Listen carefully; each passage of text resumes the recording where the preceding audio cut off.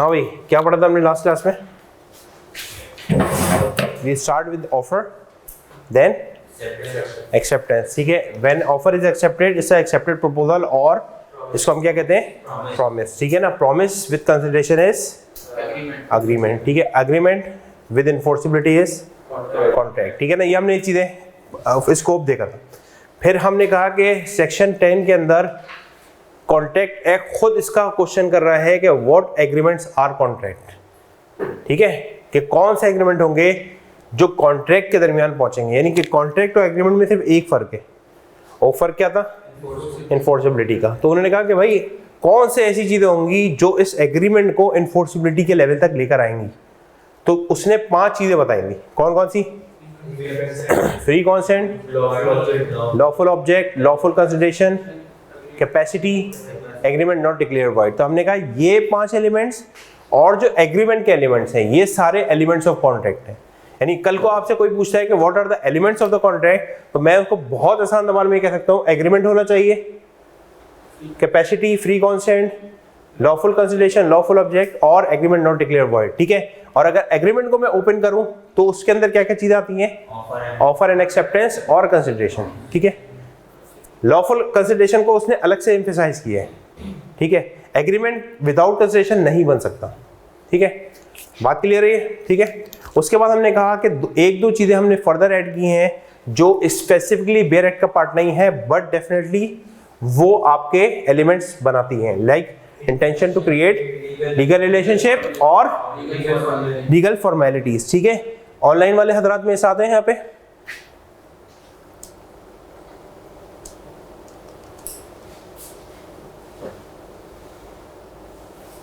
जी जनाब। तो यहां से ही हम अपना चैप्टर स्टार्ट करते हैं। लास्ट क्लास में हमने जो स्टार्ट किया था और बात की थी आखिरी टाइम पे, वो थी किस चीज के ऊपर? Intention to create, intention to create legal relationship, ठीक है। इस पे हमने कहा था intention to create legal relationship में कि इसमें 3 सिनेरियो होंगे। कौन से होंगे? फैमिली, कमर्शियल और सोशल, ठीक है। इसमें हमने कहा था कि कोर्ट जो है एक टेस्ट परफॉर्म करेगी जिसको हमने कहा था ऑब्जेक्टिविटी टेस्ट। ऑब्जेक्टिविटी टेस्ट क्या था कि कोर्ट आपसे पूछेगी नहीं बल्कि आपको क्या करेगी? प्रिजम्पशन लेगी कि भाई फैमिली का एग्रीमेंट है तो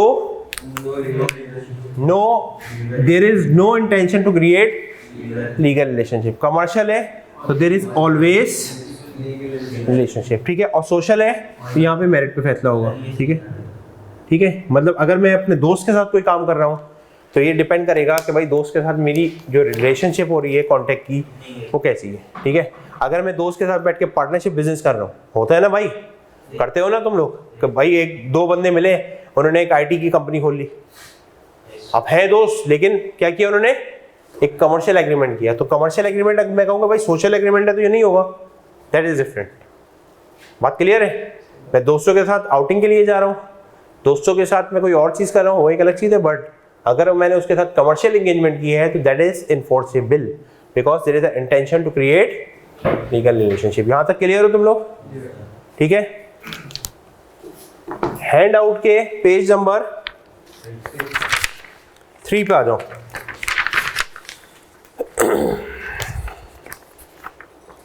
अच्छा, मैंने आखिरी लाइन जो पढ़ी थी, a rebuttable presumption is an assumption made by a court, one that is taken to be true unless someone come forward to contest it and prove otherwise। इन तीनों केसेस के अंदर ये हो सकता है, यार ये रिकॉर्डिंग पॉज है, सही हो गई, रिकॉर्डिंग स्टार्ट हो गई है। इन तीनों केसेस में ये हो सकता है कि भाई आपको कोर्ट में प्रूफ करना पड़ जाए कि हाँ भाई मैं फैमिली का कॉन्ट्रैक्ट तो है, ठीक है, प्रिज्यूम ये किया जा रहा है कि ये इंटेंशन लीगल रिलेशनशिप की नहीं होगी, लेकिन मैं आपको ये सबूत दे रहा हूं कि भाई नहीं है, ऐसा नहीं है, तो ये पॉसिबिलिटी मौजूद है। ठीक है, मतलब अगर आपका कोई ऐसा एग्रीमेंट हो रहा है कि भाई आपके अब देखो ना, होता ही है कि आपने देखा होगा कि जॉइंट फैमिली बिजनेस भी होते हैं। ठीक है, तो मैं कहूँगा यार फैमिली बिजनेस के अंदर कोई भी कमर्शियल एग्रीमेंट होता है या कमर्शियल डिस्प्यूट होता है तो वो कोर्ट में नहीं जाएगा, तो ये अजीब सी बात हो जाएगी। ठीक है ना, मतलब भाई भाई के साथ मिलकर एक बिजनेस कर रहा है तो क्या वो कमर्शियल एग्रीमेंट नहीं बना सकते कोई आपस में? ठीक है ना, तो इसी तरह कमर्शियल वाला अगर एक्सक्लूड कर दे कि मैं कोई भी केस कोर्ट में नहीं जाऊंगा, आर्बिट्रेशन में जाऊंगा, तो वहां पे फिर वो कोर्ट उसको एंटरटेन नहीं करेगी। ये भी हम केस लॉ में देखते भी हैं, और इसी तरह सोशल है। तो जरा एक केस लॉ में एग्जाम्पल के तौर पे बेलफोर्ड वर्सेस बेलफोर्ड, बड़ा मशहूर केस लॉ है ये, है regarding the family relationship. A husband, ये जितने लोग हैं, अच्छा भाई, a husband work overseas and agree to send maintenance payment to his wife. क्या किया उसने? ओवरसीज काम करता पैसे, और उसने कहा कि मैं आपको माहाना खर्चा दूंगा। ठीक है, eight the time of the agreement the couple were happily married. ठीक है भाई, एज यूजुअल आपका जब काम शुरू हुआ तो उन्होंने क्या कहा कि भाई सब कुछ अच्छा है। The relationship letter showed and the husband stop making the, यही होता है काम हो गया। नहीं, दूसरी शादी नहीं, ये तुमने एग्जैक्ट कर दिया, ऐसा कुछ नहीं हुआ। ऐसे थोड़ी होता है यार, के मतलब लड़ाई झगड़ा हुआ और दूसरी शादी कर ली तुमने। नहीं, वो तीसरा केस आएगा, अभी इसमें ऐसा कुछ नहीं हुआ था। ठीक है, अभी सिर्फ और सिर्फ क्या हुआ, उसने पहला स्टेप किया, वो क्या किया, पैसे रोक लिए। ठीक है, बाकी आप ये अपनी तरफ से कहानी ना डालें इसके अंदर। The wife sought to enforce the agreement. बेगम ने क्या किया, केस फाइल कर दिया कोर्ट में। कौन सा साल है भाई ये, 1900। ठीक है भाई, देख रहे हैं आप गोरों को लीगल रिले अपने राइट कितने पता है। अच्छा, द एग्रीमेंट वाज, कोर्ट ने क्या जजमेंट दी, the agreement was purely a social and domestic agreement and therefore it is not presumed that the parties did not intend to be legally bound। ठीक है, उन्होंने कहा भाई ये तो घरेलू मसला है, इसके अंदर हम आपको कोई एंटरटेन नहीं कर सकते। ठीक है, इररिस्पेक्टिव के कंसिडरेशन क्या नहीं, वो अभी इसकी बात नहीं कर रहा। इस वाले पैरामीटर पे उसने क्या किया, तो अब यहां पे इस एग्रीमेंट को कोर्ट ने क्या कहा कि ये जो एग्रीमेंट है ये क्या है, नॉट इन्फोर्सेबल है, because there is no intention to create legal relationship. बात समझ आ रही है? और ये बात सही भी है ना भाई, अगर बेगम के साथ आपका ये मामला है कि भाई मैं तुम्हें पॉकेट मनी दूंगा और कल को आप फट जाओ कि नहीं दे रहा, तो क्या वो कोर्ट जा सकती है? और एलिमेंट के ऊपर क्वेश्चन है कि भाई मेरी तरफ तो कंसिडरेशन है, दूसरी तरफ कंसिडरेशन नहीं है, वो एक अलग कहानी है। लेकिन क्या यहाँ पे ये कोर्ट जा सकती है? नहीं जा सकती, because this is a domestic problem.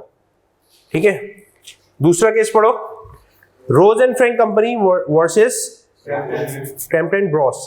The claimant and defendant enter an agreement. अच्छा, ये किसका है? कमर्शियल एग्रीमेंट का रिबटल है भाई। ये ऑनलाइन वाले दूसरा केस में पढ़ रहा हूं, इसको जरा गौर से पढ़ो, क्योंकि ये कमर्शियल एग्रीमेंट में हमने क्या कहा था, there is always a presumption of legal relationship. ठीक है, इसका ये एक रिबटल है।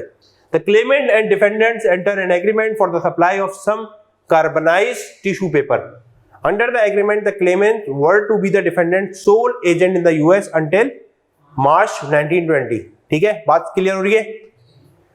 The contract contained an honorable pledge clause which state that agreement was not a formal or legal agreement and shall not be subject to the jurisdiction of the court in neither England nor the US। ठीक है भाई, समझ आ रही है? Agreement में specifically लिखा गया कि इस एग्रीमेंट के अंदर कोई भी डिस्प्यूट जो होगा ना इंग्लैंड की कोर्ट में जाके सेटल होगा ना यूएस की। दोनों पार्टी ने म्यूचुअली एग्री किया कि हम इस एग्रीमेंट को कोर्ट में इन्फोर्स नहीं करेंगे। The defendant terminated the agreement early and the Clement bot an action for breach. अब क्या हुआ भाई, जो पार्टी थी उसने मुकर गई। ठीक है, उसने क्या किया, पहले एग्रीमेंट क्लोज कर दिया। कब करना था? मार्च। ठीक है, और उसने उससे पहले एग्रीमेंट को टर्मिनेट कर दिया। तो दूसरी पार्टी ने कोर्ट में केस फाइल कर दिया, किस चीज का? उसके खिलाफ ब्रीच ऑफ कॉन्ट्रैक्ट का, कि भाई आपने मेरे साथ ज्यादती की है, मैं कोर्ट से इसकी इन्फोर्सिबिलिटी कर रहा हूँ। ये जूम वाले हजरात समझ आ रही है, बात समझ आ रही है, नजर आ रहा है सबको?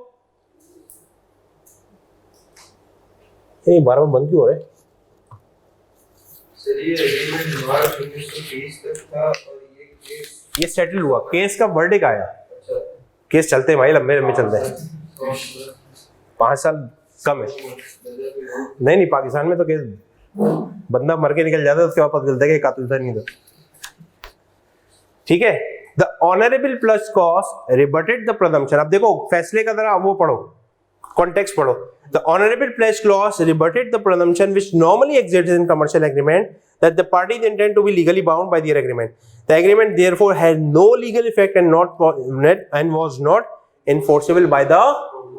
भाई जब आपने खुद अग्री कर लिया कि ये फैसला पंचायत करेगी, कोर्ट में नहीं जाएगा, तो फिर आप कोर्ट में नहीं आ सकते। इतनी सी बात के लिए 5 साल। यार ये इतनी सी बात नहीं होती है असल में। देखो ये तुम्हारा, देखो तुम तो अभी यहाँ बैठे हो ना, 2000 इसमें 22-21 में बैठे हो, ठीक है। 95 ईयर पहले, 96 ईयर पहले, जब ये असल में 1872 का लॉ आया, फिर उसके केसेस फाइल हुए, फिर उसके ऊपर इंटरप्रिटेशन हुई। ऐसा थोड़ी है कि ऐसी हो गया, ठीक है। मतलब केस फाइल हुआ होगा, फिर डिस्कशन हुए होंगे, और ये बहुत समराइज वर्जन है। केस के अंदर 50 चीजें और गई होंगी, ठीक है। अच्छा जी,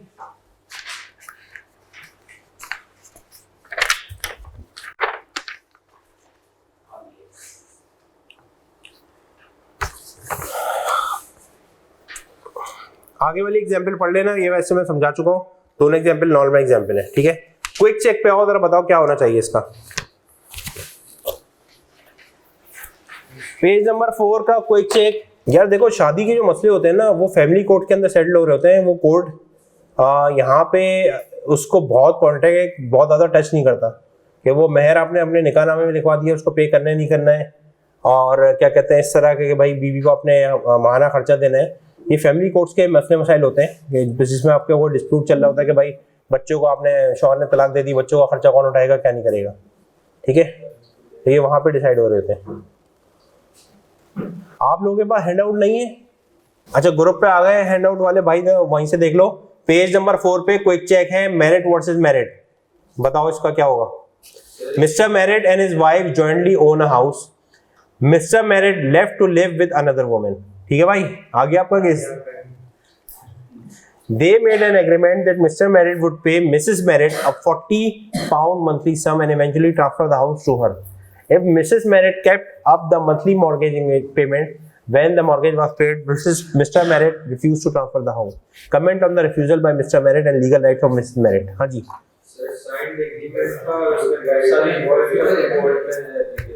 साइन एग्रीमेंट था, पैसा भी था, और अच्छा अभी इस पे यहाँ बताओ इसका क्या होगा। यहाँ पर एक बड़ा बारीक नुक्ता था, क्योंकि ये तो बहुत समराइज वर्जन लिखा हुआ है, ये केस लॉ है। इसमें ये था कि भाई अब जो है ना, ये दोनों अलग अलग रहते हैं, ठीक है। मतलब देखो, मियाँ बीवी में अगर तलाक हो जाए तो वो फिर फैमिली वाला, ये लिखा नहीं है इसमें, डिटेल पढ़ोगे तो उसमें आएगा ये, वो बिल्कुल अलग हो गए। नहीं, पहली वाली नहीं है ये केस लॉ है, इसकी समरी है। ये पहली वाली थी जो अलग हो गई, ठीक है। तो इसमें इस केस का जो फैसला हुआ था वो ये हुआ था कि भाई यहाँ पे इंटेंशन लीगल रिलेशनशिप क्रिएट करने की थी, और उसके अंदर जब जज ने फैसला किया था तो उस फैसले के अंदर स्पेसिफिकली जो तुम बात कर रहे हो वो मेंशन भी किया था। क्या मेंशन किया था कि भाई यहाँ पे कमर्शियल सेंस नजर आ रहा है कि भाई आप प्रॉपर्टी के मॉर्गेज पे कर दो, बाद में मैं प्रॉपर्टी आपके नाम कर दूंगा, ठीक है। और साइन करके आपने एग्रीमेंट भी किया था, ठीक है। तो यहाँ पे कोर्ट ने ये फैसला नहीं दिया कि भाई, ऊपर वाला फैसला नहीं दिया, फिर इन्होंने इसको लिख लो एक चीज, इस केस को बेल्फोर वर्सेस बेल्फोर से डिस्टिंग्विश किया। क्या किया? डिस्टिंग्विश किया। क्योंकि जब हम, यार मेरे भाई, पेज 4 पे आपका सबसे ऊपर एग्जाम्पल है, उसके बाद क्विक चेक के नाम से आ रहा है, उसको खोल लो। यार लॉ में एमसीक्यू आएंगे, अभी तक के जो पास पेपर थे उसमें तो एमसीक्यू हैं, और क्लैरिटी इंशाल्लाह 1-2 हफ्ते के अंदर आ जाएगी, तो इस पर हम फर्दर देख लेंगे। बट एमसीक्यू अगर आपके आएंगे तो, क्योंकि आइडियली आने चाहिए, क्योंकि पीछे से प्रेसिजन यही प्रेसाइज यही था कि भाई एमसीक्यू से आपके जो कॉन्सेप्ट है वो बड़े अच्छे टेस्ट होते हैं, ठीक है ना। तो wait for some time, a week और 2 वीक, और इंशाल्लाह इसके बाद इसकी क्लैरिटी फर्दर आ जाएगी। बट हम एमसीक्यू अभी टेस्ट करेंगे इसमें। अच्छा जी आगे चलें। अच्छा जी आगे चलें। सर ये पैसे की इन्वॉल्वमेंट लॉफुल कंसीडरेशन में फॉल करेगा? पैसे की इन्वॉल्वमेंट नहीं, जरूरी नहीं है। देखो अगर फर्ज कर लो मैंने तुमसे कहा कि भाई मैं तुम्हें अपनी फसल के चावल दूंगा, तो मुझे अपनी फसल का गंदम दोगे, तो क्या ये कंसिडरेशन लॉफुल नहीं है ना। तो बार्टर सिस्टम भी लॉफुल है, क्योंकि अगर वरना तो फिर मैं तुम्हें कहूंगा भाई बार्टर सिस्टम इलीगल होगी, ये नहीं कह रहा मैं, ठीक है। लॉफुल कंसिडरेशन क्या है, देखो कंसिडरेशन तो हमें समझ आ गई थी, it mean something in return, ये हमने बात की थी। एक गाड़ी दे रहे हैं और एक, सर आपकी फसल चावल की जगह अफीम की होती तो वो लॉफुल नहीं, लेकिन भंग को लीगल कर दिए। तो गवर्नमेंट ने बताया ना कि हम कास्ट करेंगे भी। Benefit must move from one party to another, consideration must be something not forbidden by law, ठीक है। क्या मतलब है कि भाई ऐसा नहीं है कि भाई मैंने मोहित को पैसे दिए कि भाई तुम जो है ना इसको उड़ा दो एक बंदे को आगे, ठीक है। अब मोहित साहब ने उससे पैसे लिए और चले गए लंदन। नहीं मुझे नहीं उड़ा सकते, ठीक है। अब मसला ये है कि भाई ये पैसे लेके चले गया, मैं कोर्ट में जाऊं कि यार मैंने मोहित को पैसे दिए थे कि भाई साहब को उड़ा दो, और इन्होंने उड़ाया नहीं, तो अब कॉन्ट्रैक्ट को इन्फोर्स करना है जरा। होगा ये, बोलो होगा? ये नहीं होगा। क्यों नहीं होगा? क्योंकि आप किसी इलीगल काम के अंदर इन्वॉल्व हो रहे हैं। बात हमारी है।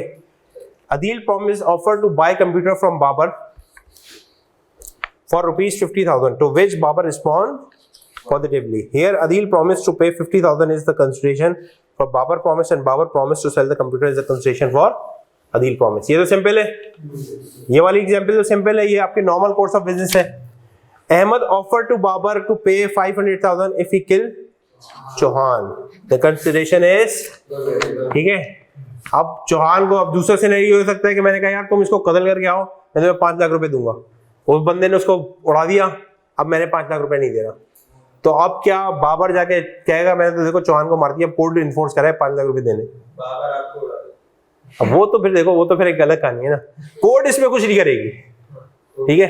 कोर्ट का इसमें कोई लेने देना नहीं होगा। बात क्लियर है ये वाली, ठीक है। कंसिडरेशन क्या होनी चाहिए?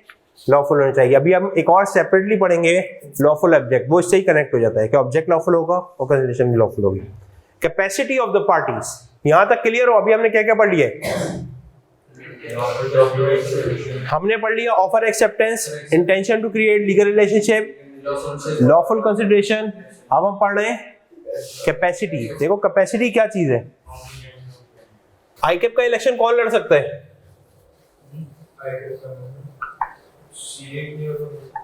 आप लड़ सकते हो? क्यों नहीं लड़ सकते?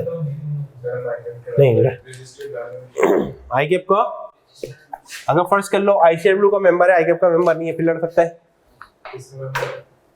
आईसीडब्ल्यू का मेंबर है, यूके की डिग्री है सीए की, लेकिन सीए का मेंबर नहीं है, आईकेप की बॉडी का मेंबर नहीं है, फिर लड़ सकते हो? पीएचडी हो फिर लड़ सकते हो? क्यों नहीं लड़ सकते? There is a mandatory condition कि आईकेप का मेंबर होगा तो इलेक्शन। यार मैं फेलो मेंबर हूँ तब तो 14 साल हो गए, 13-14 साल हो गए। ऑनलाइन वालों को जरा मस्ती मजाक सुझाव है भाई।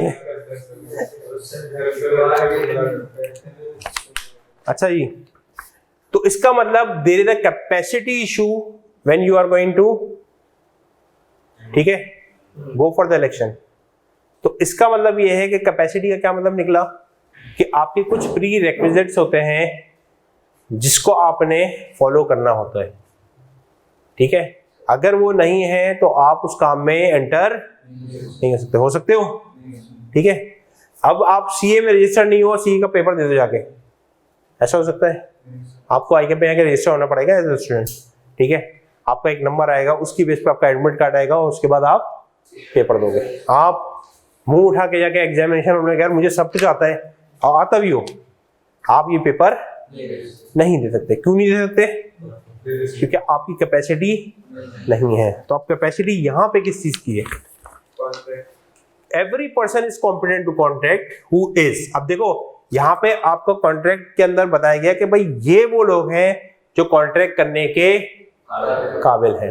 ठीक है, ठीक है, इनके अंदर कैपेसिटी है, और इन्हीं तीन चीजों से वो निकलेंगे जो कॉन्ट्रैक्ट करने के काबिल नहीं है। पहला कौन सा है?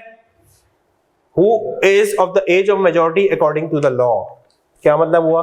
अच्छा, इसका पूरा एक चैप्टर है, तो इसमें मैं बहुत डिटेल में नहीं जा रहा, मैं 2-3 क्वेश्चन छोड़ता हुआ जाऊंगा। यहाँ पे जो 18 साल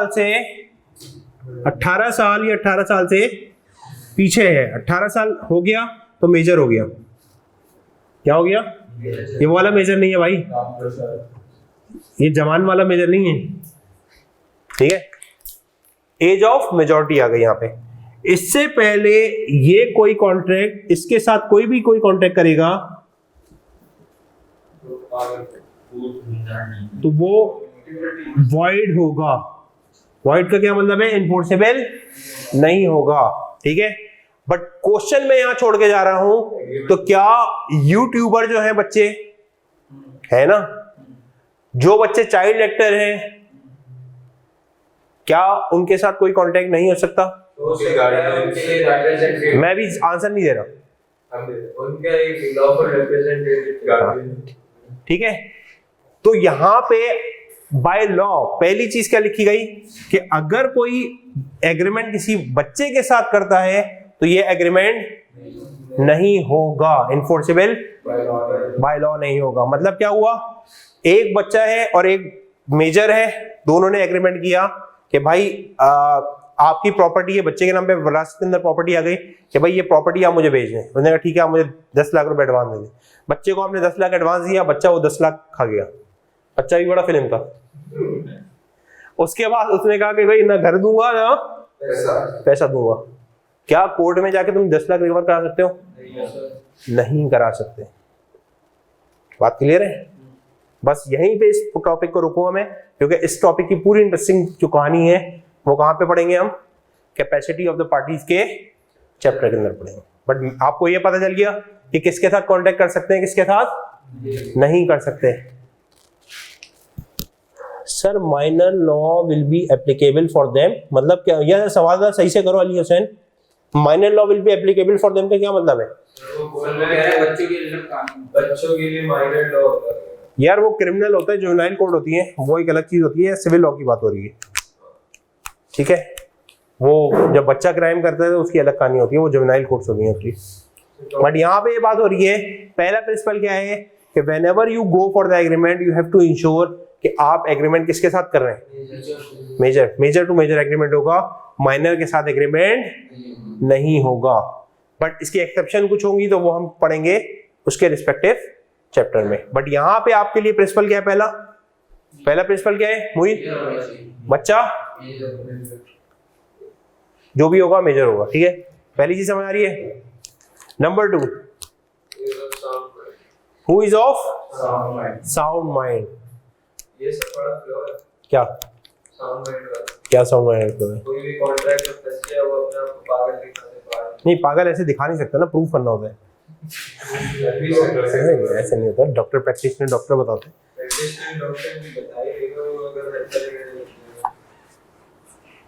भाई दिमागी हालत चेक होती है, ऐसा थोड़ी है।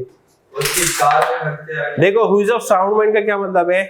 इसमें 2 से 3 चीजें आती हैं, और अगेन फिर वही बात है, हम डिटेल चैप्टर में करेंगे। बट यहाँ पे साउंड माइंड का मतलब ये है, कुछ लोग होते हैं जो परमानेंटली साउंड माइंड नहीं होते, जो मतलब आपके समझ लो बिल्कुल पागल होते हैं। पागल का मतलब है उनका जहनी सही नहीं होता है, यानी they are not in the capacity to enter into any agreement. अब उनके नाम पे कोई प्रॉपर्टी है, उसकी कोई टेक केयर कर रहा है, अब आप उनके साथ गए, जाके आपने एग्रीमेंट कर लिया कि भाई ये मेरे नाम कर दो, मैं आपको 1 करोड़ की चीज 10 लाख में दे दूं, ऐसा नहीं होगा।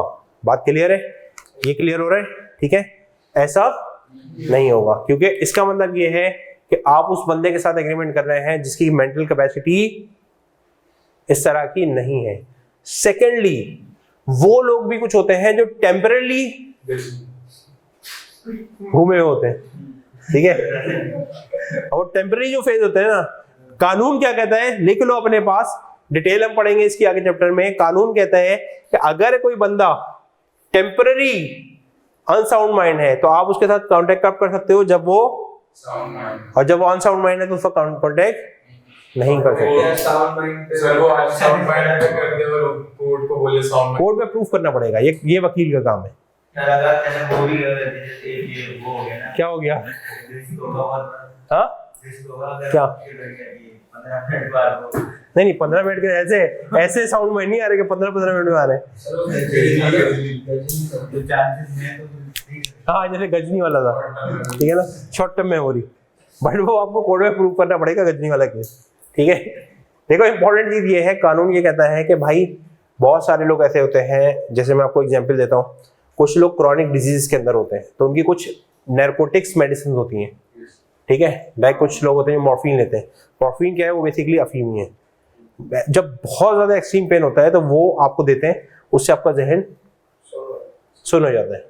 तो उस वक्त वो बंदा उस कैपेसिटी में नहीं होता, मतलब फर्ज कर लें जब ऑपरेशन करके आप आते हैं, किसी का ऑपरेशन किया है तो उस वक्त उसको एनेस्थीसिया दिया होता है, तो उस वक्त उसका जहन काम, अब आप उस वक्त उसके आगे उसकी प्रॉपर्टी का एग्रीमेंट साइन करें, नहीं होगा, टेम्पररी है, बट है ये जेन्युइन प्रॉब्लम है। मतलब लॉ मजाक में नहीं बन गया, ऐसी के बाद तफरी में बना दो, ये जेन्युइन प्रॉब्लम है ना भाई। एक बच्चे का एक्सीडेंट हो गया, अब उसको ऑपरेशन किया गया, उसको एनेस्थीसिया दिया गया, अब जब वो आपका एनेस्थीसिया लेके ऑपरेशन करके बाहर आया है तो आप अगर कभी उसे ऑब्जर्व करो तो उसका जहन सही से काम नहीं कर रहा होता। बात क्लियर है? बात समझ रही है? तो उस वक्त आप उसके साथ एग्रीमेंट नहीं कर सकते। यहां तक क्लियर है? डिटेल हमने सबके पूरे चैप्टर है, एलिमेंट्स का जो पूरा पोर्शन है तुम्हारा, इसके पूरे चैप्टर मौजूद है, जिसको हमने डीप डाइव देखना है। बट यहाँ पे तुमने सिर्फ और सिर्फ प्रिंसिपल को समझना है। तो पहली पार्टी कौन सी हुई? यानी कि माइनर के साथ कांटेक्ट नहीं कर सकते। दूसरा साउंड माइंड होना चाहिए। यहां तक क्लियर है? Number 3, N is not disqualified from contacting by any law to which he is subject. देखो तीसरा जो केस है, तुम लोगों ने अभी कंपनी लॉ नहीं पढ़ा।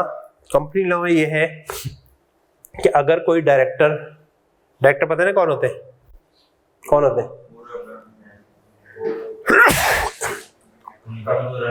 डायरेक्टर्स होते हैं जो कंपनी को रन करते हैं, शेयर होल्डर अपॉइंट करते हैं, ठीक है ना।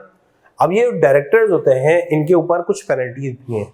अगर ये इन मिसकंडक्ट में इन्वॉल्व होंगे तो उनको 5 साल तक के लिए डीबार कर दिया जाता है कि वो किसी और कंपनी के डायरेक्टर नहीं बन सकते, ठीक है ना। तो जब वो डीबार कर दिए गए तो उस वक्त तक अगर फर्ज कर लो एक बंदा ये डिस्क्वालीफाई हो गया कि अब ये डायरेक्टर नहीं बन सकता, तो अभी किसी और कंपनी में एग्रीमेंट होता है इसका कि ये आपका डायरेक्टर बनना चाह रहा है, तो क्या ये बन सकता है? गवर्नमेंट इसको किसी और कंपनी में डायरेक्टर अपॉइंट कर सकती है? नहीं कर सकती, ठीक है। बात समझ आ रही है? तो यहां पे ये डायरेक्टर नहीं मिल सकता, कोई इंसॉल्वेंट डायरेक्टर नहीं हो सकता जो इंसॉल्वेंट डिक्लेयर किया हो। तो इसका मतलब है कि ऐसे लोग अगर किसी एग्रीमेंट में एंटर होते हैं इस तरह के, तो इनको कोर्ट कहेगा कि भाई आपकी कैपेसिटी नहीं है, ठीक है। बात समझ आ रही है? तो इस तरह के जितने केसेस हैं वो सारे के सारे कौन से आते हैं कि आपको लॉ ने स्पेसिफिकली मना किया गया कि आप ये काम, हाँ मतलब देखो अगेन वही बात है कि जो रूटीन के लाइफ में होंगे वो सब कर रहा होगा, बट कहीं पे रुकेगा भी, कहीं पे रुकेगा भी, ठीक है। मतलब ये वो ग्रोसरी कर सकता होगा भाई, आउटिंग कर सकता है, सब कुछ कर सकता है, बट अब जैसे गवर्नमेंट एम्प्लॉय है वो उसके ऊपर एक कंडीशन ये होती है कि वो प्राइवेट जॉब नहीं कर सकता। बात क्लियर है? प्राइवेट जॉब करना लॉफुल है, लॉफुल है, ठीक है। बट आपके ऊपर कंडीशन ये है, तो अगर आप फर्ज कर लो आपको किसी के साथ कांटेक्ट करते हो तो इसका मतलब ये है कि आपके ऊपर कंडीशन जो है आप उससे डिविएट कर रहे हो, ठीक है। तो जहां पे कॉन्फ्लिक्ट आएगा, कॉन्फ्लिक्ट ऑफ इंटरेस्ट आता है, वहां पे लॉ आपको रोकता है, ठीक है। ये बात क्लियर हो रही है, ठीक है। तो 3 चीजें हमने बात की। पहली, माइनर नहीं होना चाहिए, अनसाउंड माइंड नहीं होना चाहिए, साउंड माइंड होना चाहिए, और तीसरा not specifically disqualified under any law, ठीक है। आ जाए ये 5वां एलिमेंट, फ्री कॉन्सेंट। 5वां एलिमेंट कौन सा है? Free consent. फ्री कॉन्सेंट का क्या मतलब है? आपने जो एग्रीमेंट किया है वो अपनी फ्री विल के जरिए किया है। आओ जरा फ्री कॉन्सेंट को समझते हैं।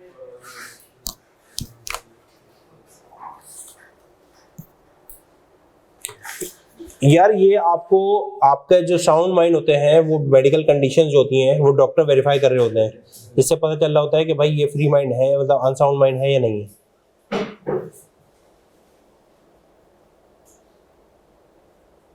भाई नूर मुकद्दम का केस जो था वो क्रिमिनल केस है, सिविल केस नहीं है, तो वहां तो चेक करेंगे ना।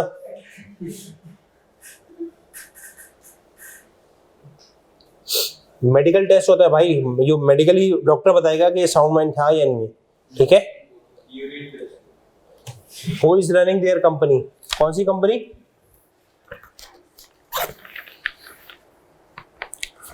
अच्छा भाई, हम बात कर रहे हैं कौन से एलिमेंट की?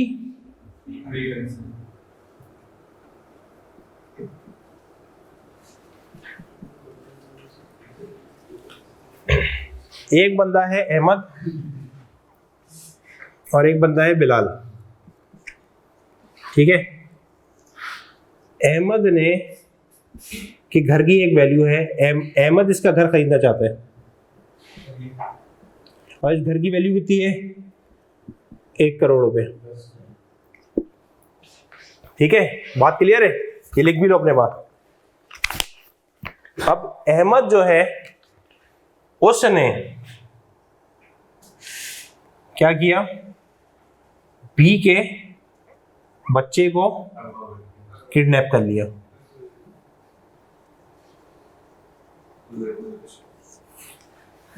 ठीक है। पाकिस्तान में इसकी प्रैक्टिकल एग्जाम्पल बड़ी मिल रही है, खासकर कराची में। और ये कहा कि भाई ये घर मुझे आप नहीं फ्री में यार, लॉ पढ़ा हुआ है, उसको पता है एग्रीमेंट विदाउट कंसिडरेशन वॉइड हो जाता है। कितने में दे दें? 10 लाख में दे दें, ठीक है। तो बी अब मजबूर है, बी अब क्या है? उसने ये घर ए को बेच दिया कितने में? 10। तो क्या बी की कॉन्सेंट फ्री थी?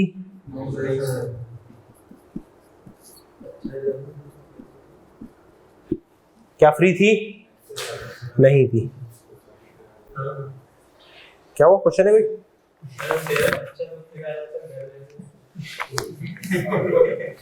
बड़े होगा तो पता चलेगा तुम्हें। हाँ भाई, बोर्ड क्लियर नहीं है? बोर्ड तो क्लियर आ रहा है वैसे इस पे स्क्रीन पे।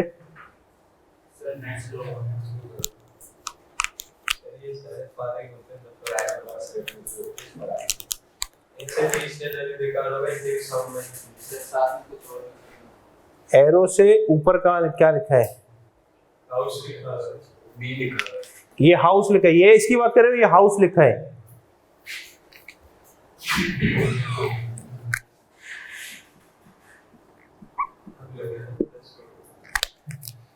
अच्छा, कॉर्शन का क्या मतलब है भाई?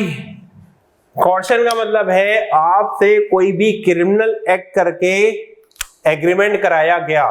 इसकी लीगल डेफिनेशन इसके अपने चैप्टर में देखेंगे, बट यहां पे क्या कॉर्शन अप्लाई हुआ? कॉर्शन का क्या मतलब है? कोई ऐसा फॉरबिडन एक्ट किया गया, क्रिमिनल एक्ट किया गया, जिसके जरिए ये एग्रीमेंट कराया गया। तो बंदूक की पे होता नहीं है, तुम्हारी फ्री कॉन्सेंट नहीं है ना। मतलब होता अगर हो जाए तो वो देखो तुम सोशल की लीगली तो नहीं हो सकता, नहीं माना जाता। ऑब्वियस है ना। वो आप क्या कनपटी के तौर पे तुम कहोगे मैंने निकाह करा दिया, ठीक है, बात समझ आ रही है। तो यहाँ क्या कॉन्सेंट फ्री थी? नहीं थी, बट यहाँ क्या अप्लाई हुआ?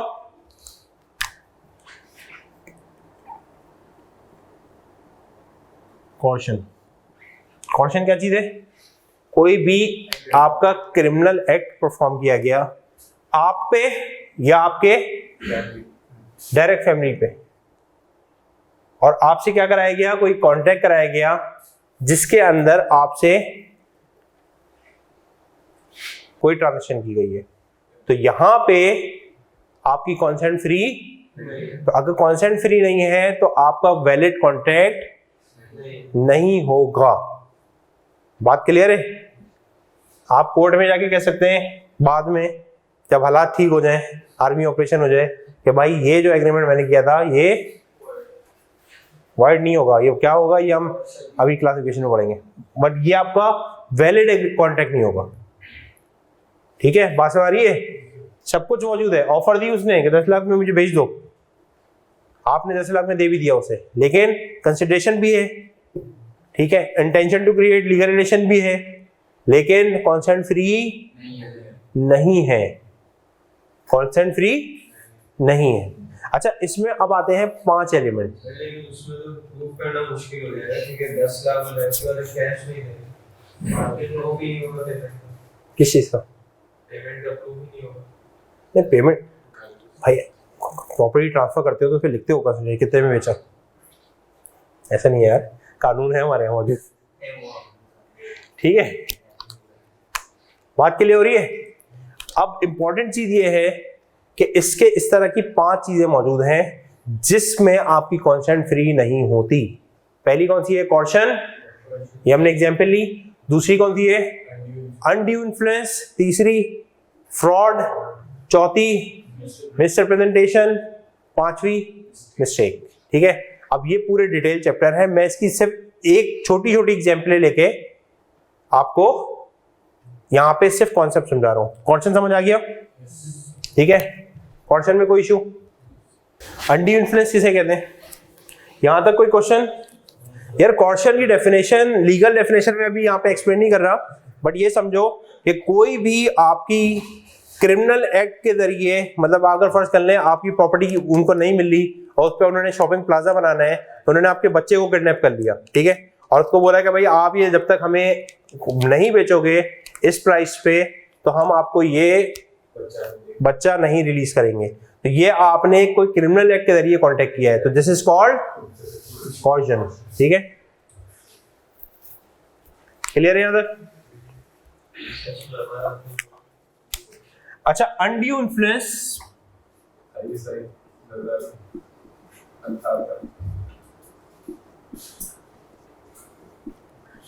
अनड्यू इन्फ्लुएंस का मतलब ये होता है कि कोई क्रिमिनल एक्ट तो नहीं किया गया, कोई क्रिमिनल एक्ट तो नहीं किया गया, बट आपके ऊपर मेंटली ऐसा प्रेशर डाला गया है कि भाई आपने ये काम करना है। ठीक है, मतलब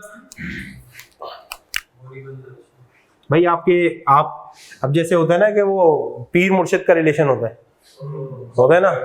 अब पता चला कि आपके पीर ने कहा कि भाई ये जो घर है ये मुझे आप 10 लाख में दे दें। अब आपको लगा कि अगर ये घर आपने 10 लाख में उसको नहीं दिया तो मुश्किल हो जाएगी, ठीक है ना।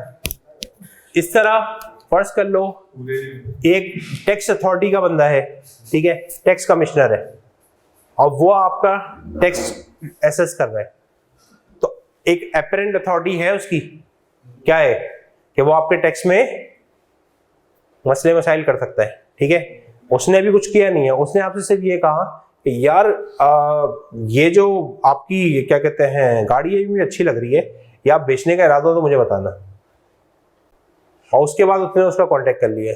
नाउ आइदर आप ये देखो कि उसने जब आपने कांटेक्ट उसके साथ किया, ठीक है, तो क्या आप अनड्यू इन्फ्लुएंस में थे? कोर्ट टेस्ट करेगी, कैसे टेस्ट करेगी कि भाई उसकी रियल अपरेंट अथॉरिटी थी या नहीं थी। ठीक है, ये बहुत डिटेल चैप्टर है, बट यहाँ पे अगर अनड्यू इन्फ्लुएंस एक्सरसाइज हुआ और कॉन्टेक्ट उस कॉन्टेक्स्ट में हुआ कि अनड्यू इन्फ्लुएंस है, तो वहां पे कोर्ट कहेगी कॉन्सेंट फ्री नहीं थी। मतलब फर्ज कर लो अगर टैक्स कमिश्नर आपसे एक चीज मांग रहा है कि भाई ये प्रॉपर्टी मुझे बेच दो, और आपको ये फील हो रहा है कि भाई अगर ये मैं नहीं करता तो मेरे टैक्स के अंदर मसले मसाइल आएंगे, तो there is a problem here. ऐसे ही है, ठीक है। तो there is a same example like landlord interior sense हो सकता है, क्योंकि अगर ये डिपेंड करेगा कि भाई आपका रिलेशन कैसा है। मतलब बहुत सारे लैंडलॉर्ड ऐसे होते हैं जो आपसे कहते हैं सिंध के अंदर कि भाई ये वाली जो फसल आ रही है ये हमें बेचनी है आपने, तो अब आप इसके अलावा किसी को नहीं बेच सकते। तो there is a undue influence on it. Influence है, अनड्यू है, ठीक है। But again the question is either you can go in the court, आपके पास नहीं आएगी उठ के, कोर्ट आपके पास उठ के नहीं आएगी कि आपने अनड्यू इन्फ्लुएंस के ऊपर कॉन्टेक्ट नहीं किया, आपको कोर्ट में जाना पड़ेगा। तो क्या आप कोर्ट में जाओगे, ये हम डिटेल के अंदर चैप्टर में देखेंगे जब केस लॉ अनड्यू इन्फ्लुएंस के हैं कि वो कैसे कैसे केसेस होते हैं जिसके अंदर लोग कोर्ट में फिर जाते हैं। नहीं, कोर्ट को आप कुछ नहीं कह सकते, ठीक है। अच्छा जी, फ्रॉड मिसरिप्रेजेंटेशन को मैं बहुत क्विकली एग्जांपल देता हूं। तो मार्केट में गए, तुम्हें बोला गया कि ये इंपोर्टेड चॉकलेट्स है, ठीक है। दो चीजें, जिसने बेचा सेलर उसकी नॉलेज में है,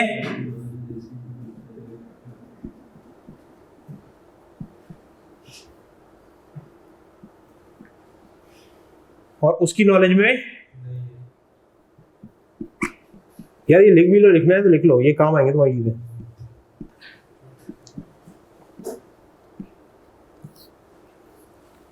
उसकी नॉलेज में है या उसकी नॉलेज में नहीं है। अगर उसकी नॉलेज में है कि ये इंपॉर्टेंट नहीं है और फिर वो क्या कर रहे हैं, बेच रहे, तो ये क्या होगा, फ्रॉड होगा। और अगर उसकी नॉलेज में, उसकी भी नॉलेज में नहीं है, तो फिर क्या होगी,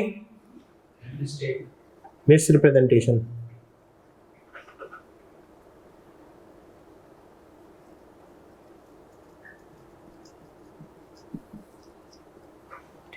उससे पूछा गया कि हाँ भाई ये इंपॉर्टेंट है, उसको भी नहीं पता था, बट उसने क्या कर दिया, हाँ भाई ये इंपॉर्टेंट है, ये क्या हो गई, मिसरिप्रेजेंटेशन।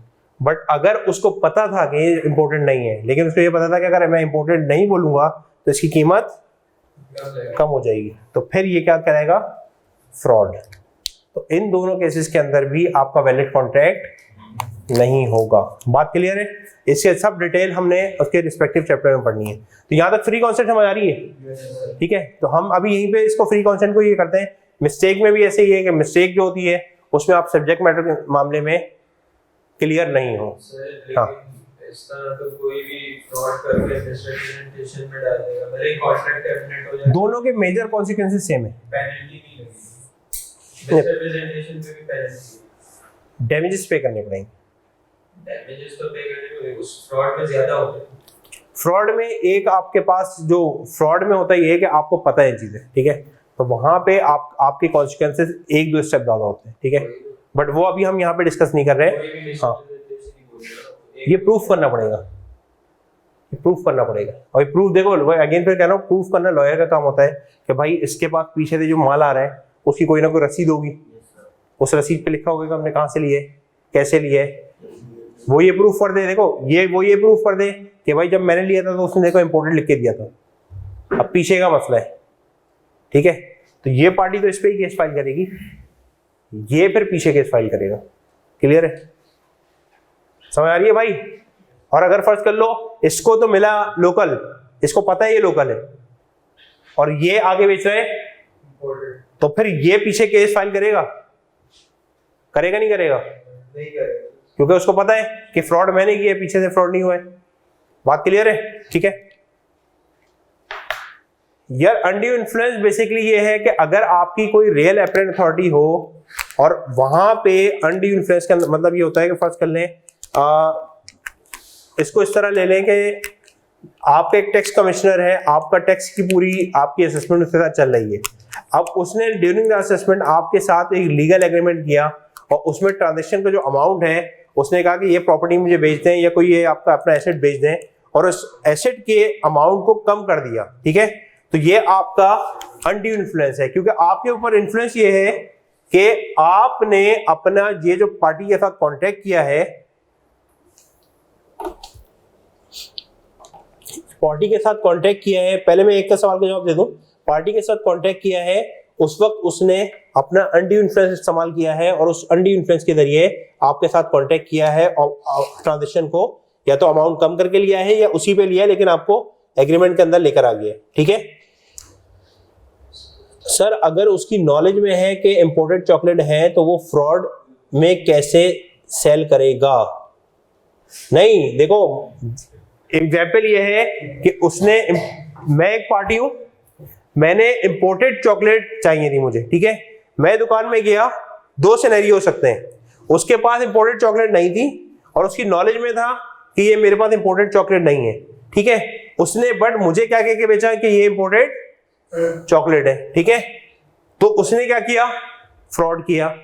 मैंने इंपोर्टेड चॉकलेट मांगी, उसको जो चॉकलेट थी उसकी नजर में भी ये था कि जो मैंने चॉकलेट पीछे तक खरीदी है वो कौन सी है, इंपोर्टेड है, ठीक है, तो उसने मुझे, जब मैंने उससे पूछा कि हाँ भाई ये कहीं बाहर के मुल्क की चॉकलेट है, उसने कहा हाँ ये बाहर के मुल्क की चॉकलेट है, तो इसका मतलब है उसकी नॉलेज में भी नहीं था कि ये इंपोर्टेड है या लोकल है, तो उसने मिस रिप्रेजेंटेशन कर दी, फ्रॉड नहीं किया, ठीक है, बात समझ आ रही है। तो ये दोनों का फर्क है, इसको डिटेल हम उसके रिस्पेक्टिव चैप्टर में विद एग्जांपल पढ़े होंगे कि इसके अंदर क्या क्या चीजें आती हैं और इसके क्या क्या कॉन्सिक्वेंसेज होते हैं। Lawful object, object shall not be forbidden by law, implies injury to the person or property of other, immoral or opposed to public policy। तीन चीजें बात की गई हैं लॉफुल ऑब्जेक्ट में कि आपका ऑब्जेक्ट लॉफुल कब होगा, it is not forbidden by not in seller knowledge written है। हाँ देखो सेलर की नॉलेज में नहीं है बट उससे पूछा गया और उससे इंस्टेड ऑफ इन्वेस्टिगेट कि ये इंपोर्टेड है या लोकल है, उसने वहां पे मिसरिप्रेजेंट कर दिया कि ये लोकल नहीं इंपोर्टेड है, तो वो आपको फिर डेफिनेटली वहां पे उसने मिसरिप्रेजेंटेशन कर दी है। आइडियली उसको पीछे से पता करना चाहिए था कि हाँ भाई ये जो मैं दे रहा हूँ ये इंपोर्टेड है या लोकल है, ठीक है। अच्छा जी, अब आ जाए लॉफुल ऑब्जेक्ट। ऑब्जेक्ट क्या होना चाहिए, लॉफुल होना चाहिए, ठीक है। लॉफुल ऑब्जेक्ट का क्या मतलब है, object shall not be forbidden by law, implies injury to the person or property of other, immoral or opposed to, ठीक है, समझ आ रहा है। अच्छा पहली चीज क्या बात की हमने, फॉरबिडन बाय लॉ, ये इसकी एग्जांपल मैं दे चुका हूं।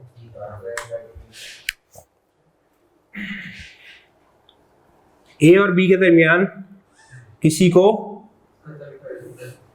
मर्डर करने का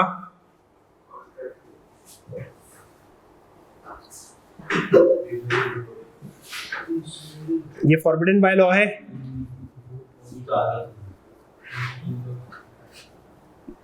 ये फॉरबिडन बाय लॉ है। इन दोनों के दरमियान कॉन्ट्रैक्ट हुआ कि भाई तुम एक बंदे को मारोगे और मैं तुम्हें पैसे दे दूंगा, is it forbidden by law,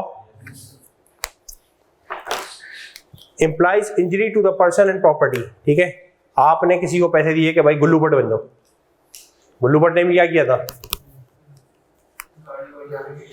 ठीक है, आपने एक बंदे को हायर किया कि भाई ये जब दंगा फसाद होगा तो आप जो है किसी की प्रॉपर्टी को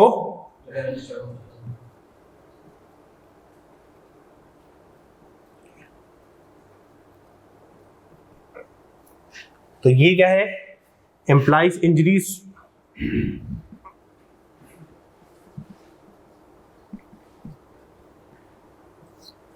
to person और प्रॉपर्टी, दोनों हो सकते हैं। मतलब आपने किसी की प्रॉपर्टी को, गाड़ी को नुकसान पहुंचाना है, भाई इसकी गाड़ी को आग लगा दो, ठीक है, या इसकी प्रॉपर्टी को नुकसान पहुंचा दो, बल्दिया फैक्ट्री, ठीक है। तो यहां पे अगर इस तरह का कॉन्ट्रैक्ट कर रहे हो तो क्या ये वैलिड कॉन्ट्रैक्ट है? ठीक है, वैलिड कॉन्ट्रैक्ट का क्या मतलब है कि अगर फर्ज कर ले आपने ये काम कर दिया और दूसरी पार्टी ने पैसे पे नहीं किए तो आप कोर्ट में नहीं जा सकते, ठीक है, कोर्ट में नहीं जा सकते। कोर्ट में ये थोड़ी कहोगे यार मैंने देखो प्रॉपर्टी की तो आग लगा दी थी, अब इसने मुझे पैसे नहीं दिए। जा सकते हैं भाई, ऐसे जा सकते हो, ठीक है। इसी तरह तीसरी चीज आती है opposed to public policy. Opposed to public policy का क्या मतलब है? अपोज टू पब्लिक पॉलिसी का क्या मतलब है? जैसे यहाँ पे पाकिस्तान वो है, हाँ, क्या है? शरिया लॉ है। कौन सा शरिया लॉ है भाई, मुझे भी बताओ जरा।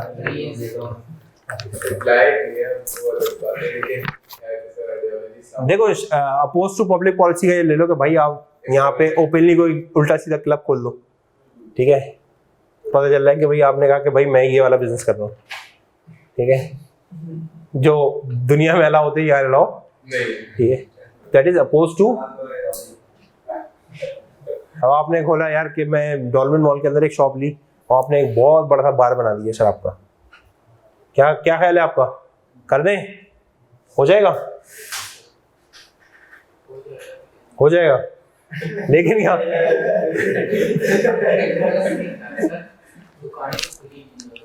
कहाँ जगह जगह खुली है?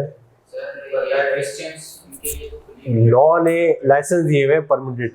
ये ना करो कि खुली है आप यहाँ केनस के नीचे एक बाल लगा हुआ है नीचे, ऐसा नहीं है, ऐसा तो नहीं है ना भाई। यहाँ तो चाय मिलती है और उसी कोयटा होटल खोला हुआ है यहाँ पे, और कुछ नहीं खुला हुआ, ठीक है। अब उसके अंदर क्या डाल के दे रहे हैं वो एक अलग बात, ठीक है। बट आप यहाँ पे फर्ज कर लो, अच्छा कुछ चीजें ऐसी हैं जो मॉरल यहाँ के हैं और बाहर मुल्कों के हैं अलग अलग, ठीक है। बहुत सारी चीजें वहां पे, बहुत सारी चीजें लीगल भी हो गई हैं, बहुत सारी चीजें लीगल है ना वहां पे जो यहाँ पे लीगल नहीं है, ठीक है। तो अब आप वहां के हिसाब से पढ़ोगे वो कहेंगे भाई this is legal and many other things जो मैं रिकॉर्डेड लेक्चर में नहीं बता सकता, ठीक है। अच्छा इसमें एक और चीज क्या है कि अगर फर्ज कर लो इंडिया पाकिस्तान के दरमियान रिलेशन नहीं है या पाकिस्तान इसराइल के रिलेशन नहीं है और आप कोई लीगल काम कर रहे हैं, मतलब जो वैसे तो लीगल है लेकिन उन मुल्कों के साथ कर रहे हैं जिस मुल्क के साथ आपको एग्रीमेंट करने से मना किया गया है। मतलब फर्ज कर लो आप इंडिया से दालें चावल मंगवा रहे हो, ठीक है, बट उस वक्त आपके इंडिया पाकिस्तान के रिलेशन ऐसा है कि गवर्नमेंट ने बैन लगाया हुआ है कि इंडिया पाकिस्तान के दरमियान कोई एग्रीमेंट नहीं होगा, ठीक है। तो इसका मतलब है उस पॉइंट ऑफ टाइम तक आप ये काम करोगे तो this is opposed to public policy, ठीक है, अपोज टू पब्लिक पॉलिसी। क्या मतलब होगा कि यार काम जो कर रहे हो वो इलीगल नहीं है, वो लीगल है। मतलब काम जो कर रहे हैं, मतलब अगर फर्ज कर लें आप कंप्यूटर मंगा रहे हैं या कोई इंडिया से आप कोई नॉर्मल चीजें मंगा रहे हैं खाने पीने की, तो नॉर्मल है, जो एक टाइम पे लीगल भी था। बट आज के सिनेरियो में गवर्नमेंट ने पाबंदी लगाई हुई है, तो गवर्नमेंट अगर किसी चीज पे पाबंदी लगा दे तो क्या होगा? तो फिर अगर आप उसके अगेंस्ट जाओगे तो कॉन्ट्रैक्ट वैलिड नहीं होगा। ये बात समझ आ रही है? ये बात समझ आ रही है भाई? क्लियर है यहाँ तक? अच्छा जी स्टार्ट कर रहे हैं। तो अभी तक हमने कॉन्सेप्ट पढ़ा कॉन्ट्रैक्ट का, उसके बाद हमने बात की essential elements of the contract, ठीक है। Offer and acceptance, intention, intention to create legal relation, lawful consideration, lawful object, ठीक है, फ्री कॉन्सेंट, ठीक है। ये हमने अभी तक देख लिया है। इसके बाद पॉइंट नंबर 7 को एग्रीमेंट नॉट डिक्लेयर वॉइड को ऑन होल्ड कर दो। ये हम पूरा सेपरेट चैप्टर पढ़ेंगे, उसी वक्त इसका कॉन्सेप्ट पढ़े होंगे। पॉइंट नंबर 7 इसके ऊपर लिख लो ऑन होल्ड।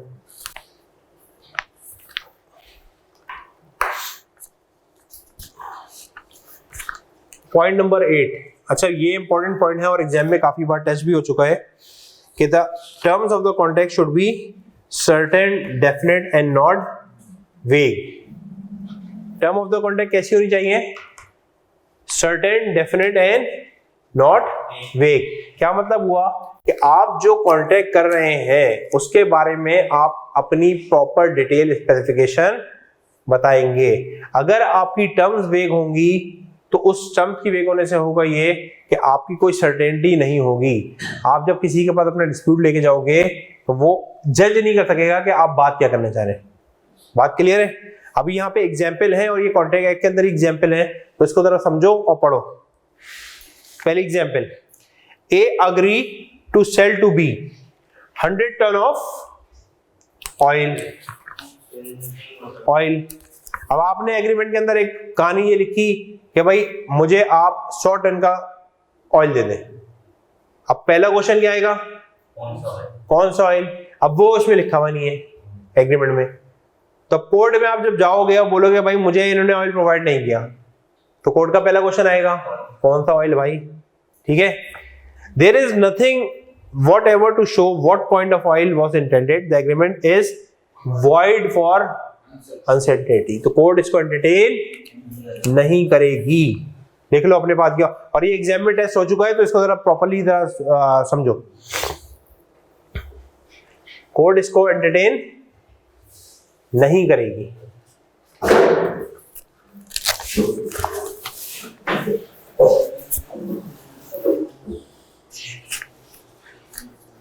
अभी हम पढ़ रहे हैं पॉइंट नंबर 8। पॉइंट नंबर 7 के ऊपर लिख लो ऑन होल्ड, कि ये आपका सेपरेट जब चैप्टर पढ़ेंगे, agreement specifically not declared void. ठीक है, इसको हम अभी यहाँ नहीं पढ़ रहे। उसका अगला पॉइंट पढ़ रहे हैं एलिमेंट ऑफ कॉन्ट्रैक्ट के अंदर कि there must be certainty, definite होनी चाहिए और वेग टर्म नहीं होनी चाहिए। अगर वेग टर्म होगी तो एग्रीमेंट क्या हो जाएगा? वॉइड हो जाएगा। ठीक है, क्या मतलब हुआ? पहली एग्जाम्पल, और ये मैंने इस पे लिखवाया है कि एग्जाम के अंदर ये टेस्ट हो भी चुका है, तो इसको एग्जाम पॉइंट ऑफ व्यू से जरा समझ के पढ़ना है। ठीक है, ये पॉइंट नंबर 8 लिख लो। Agreement must be certain, definite and not vague. अच्छा, ये एग्जाम्पल कॉन्ट्रैक्ट बेरेट का पार्ट है, तो जरा ध्यान समझ के पढ़ना। A agree to sell to B 100 ton of oil. आपने एग्रीमेंट में लिखा कि भाई मुझे आप 100 टन का ऑयल प्रोवाइड करेंगे। पहला क्वेश्चन क्या आएगा? पहला क्वेश्चन क्या आएगा भाई? किस किस्म का ऑयल दोगे भाई? मैं मल्टीपल ऑयल का सप्लायर हूं, किस ऑयल की बात हो रही है? ठीक है, ठीक है, तो आप क्या यहां पे कोई डेफिनेट चीजें नहीं है। ठीक है, there is nothing whatever to show what kind of oil was intended, the agreement is void for uncertainty. बात क्लियर है? ठीक है, यानी कि आपने अपने एग्रीमेंट में कोई स्पेसिफिकेशन दी ही नहीं। जब आपने स्पेसिफिकेशन दी ही नहीं तो फिर आप उसके अगेंस्ट इन्फोर्सिबिलिटी कैसे मांग सकते हो? अच्छा, ये जब तुम देखोगे, जब बिजनेस टू बिजनेस कॉन्ट्रैक्ट होता है कि आपके इंडस्ट्री के जो चीजें होती हैं वो बड़ी स्पेसिफिक होती हैं कि इतने, आपने अगर फर्ज कर लो कोई स्टोरेज स्पेस के नट बोल्ट लेते हैं तो कितने कितने बहुत छोटे छोटे डिफरेंस होते हैं ना, इतने साइज का होगा, इतने साइज का होगा, इतने साइज का होगा। अब आपका इतना सा भी फर्क आएगा ना तो वो नहीं होगा। ठीक है, अब आपने एग्रीमेंट तो कर दिया बट उसमें आपने कोई साइज मेंशन नहीं किया हुआ कि किस डायमेंशन का होगा, और जब उसे सप्लाई कर दिया आप कह रहे हो यार ये तो मेरे काम की नहीं है, प्रॉब्लम आ जाएगी। बात समझ रही है? तो यहाँ पे लॉ आपको कहता है कि हर स्पेसिफिकेशन आपने देनी है। ऐसा नहीं करना कि आप बिल्कुल बगैर स्पेसिफिकेशन का काम करोगे। अच्छा, आप जरा दूसरी एग्जांपल पढ़ो। A who is a dealer of coconut oil. अब वो किसका डीलर है भाई? कोकोनट ऑयल का। अग्री, यार ये किस चीज पे वाली हुसैन साहब आपने? A who is a dealer of coconut oil agree to sell to B 100 ton of oil. अब यहाँ कोई नजर आ रहा है कि किस चीज ऑयल की बात हो रही है?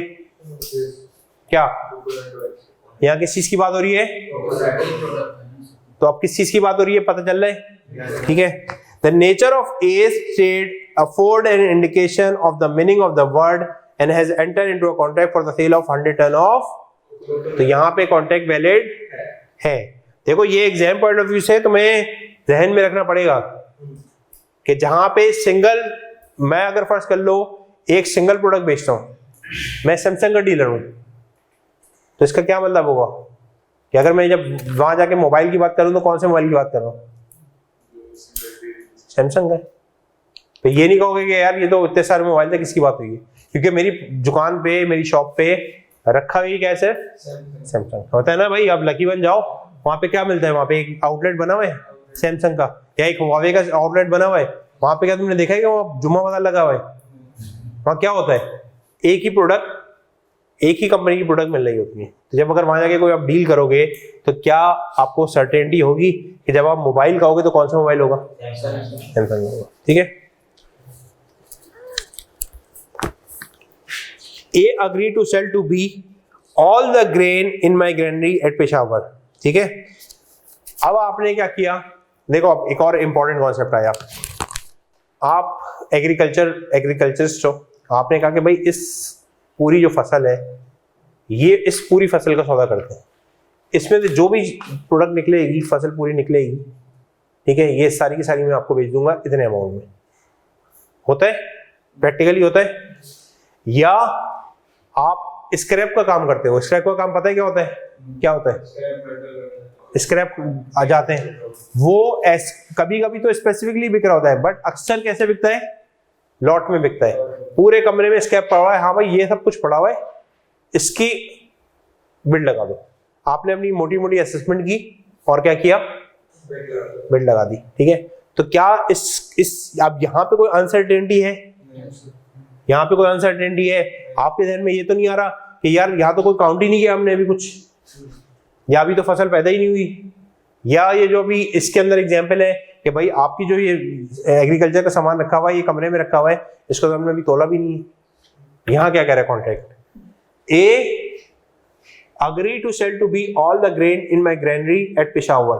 There is no uncertainty here to make the agreement। बात क्लियर हो रही है? ये जहन में रखना, क्योंकि देखो अब जब ये इसको चेंज करके बोलेंगे कि भाई ये हो रहा है, तो उस वक्त एग्जाम में ये मत समझना कि यार ये तो की तो क्वांटिटी मेंशन नहीं है, तो इसको हम क्या कहते हैं? क्योंकि तुमसे एग्जाम में पूछेगा कि भाई ये एग्रीमेंट वॉइड है या वैलिड है, तो उस वक्त तुम क्या जवाब दोगे? इसका क्या जवाब देंगे भाई? एग्रीमेंट वैलिड है। ठीक है। A agree to sell to B 1000 mons of rice at a price to be fixed by C। क्या होना चाहिए? एप्लीकेबल नहीं, वैलिड है या वॉइड है? हाँ भैया आप बताओ क्यों होना चाहिए वैलिड?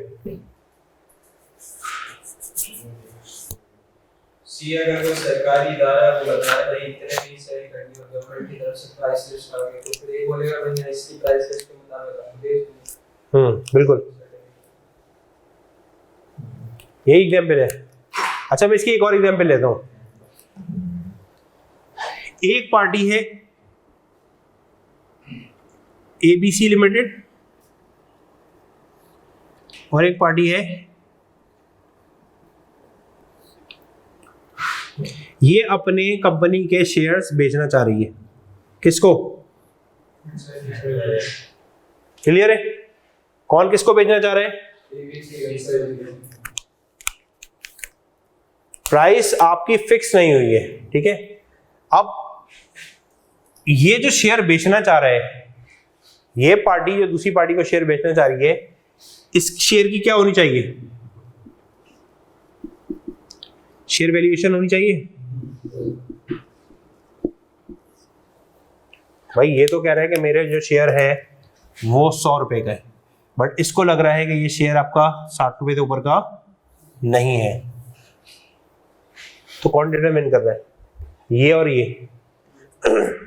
बट एक और मैकेनिज्म क्या है कि भाई हम एक थर्ड पार्टी को एंगेज करें जो शेयर वैल्यूएशन करेगा, एक्सपर्ट होगा शेयर वैल्यूएशन का। ठीक है। और जो भी ये प्राइस डिटरमिन करेगा,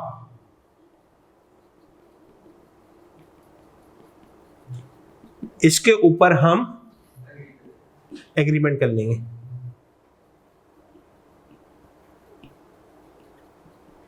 दोनों के दरमियान ये सौदा हो गया, तो क्या ये वॉइड है? ये वॉइड है?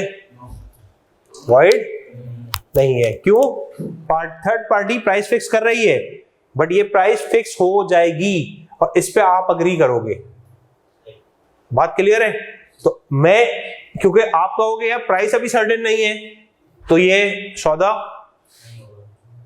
बात क्लियर हो रही है? ठीक है। अब यहां पे क्या बात हो रही है? A agreed to sell to B 1000 pounds of price at a price to be fixed by C. As the price is capable of being made certain, देखो इसको हाईलाइट कर लो, as the price is capable of being made certain, there is no uncertainty here to make the agreement void. देखो ये बड़े important concept है, इसको बड़ा जहन में रखना होगा, क्योंकि सवाल ऐसी नहीं आएगा कि इसी को उठा के दे दिया। सवाल इसी तरह के प्रैक्टिकल समझाएंगे कि भाई प्राइस आपकी सर्टेन नहीं है, हो सकती है, हाँ जी हो सकती है प्राइस सर्टेन, ठीक है। तो फिर आप ये नहीं कहोगे कि यार प्राइस अभी सर्टेन नहीं है तो हम इसको एग्रीमेंट को क्या कर दें, वाइट कर दें, ठीक है। A agree to sell to B my white horse for ₹500 और ₹1000। अब क्या करेंगे भाई सरकार, आपका नाम क्या? सॉरी यासिर, क्या करेंगे इसमें? क्यों? प्राइस की अनसर्टेनिटी है, वो कह रहे हैं 500 में ले लो या तो 1000 रुपया 500। अब दो प्राइस आपने बता दी,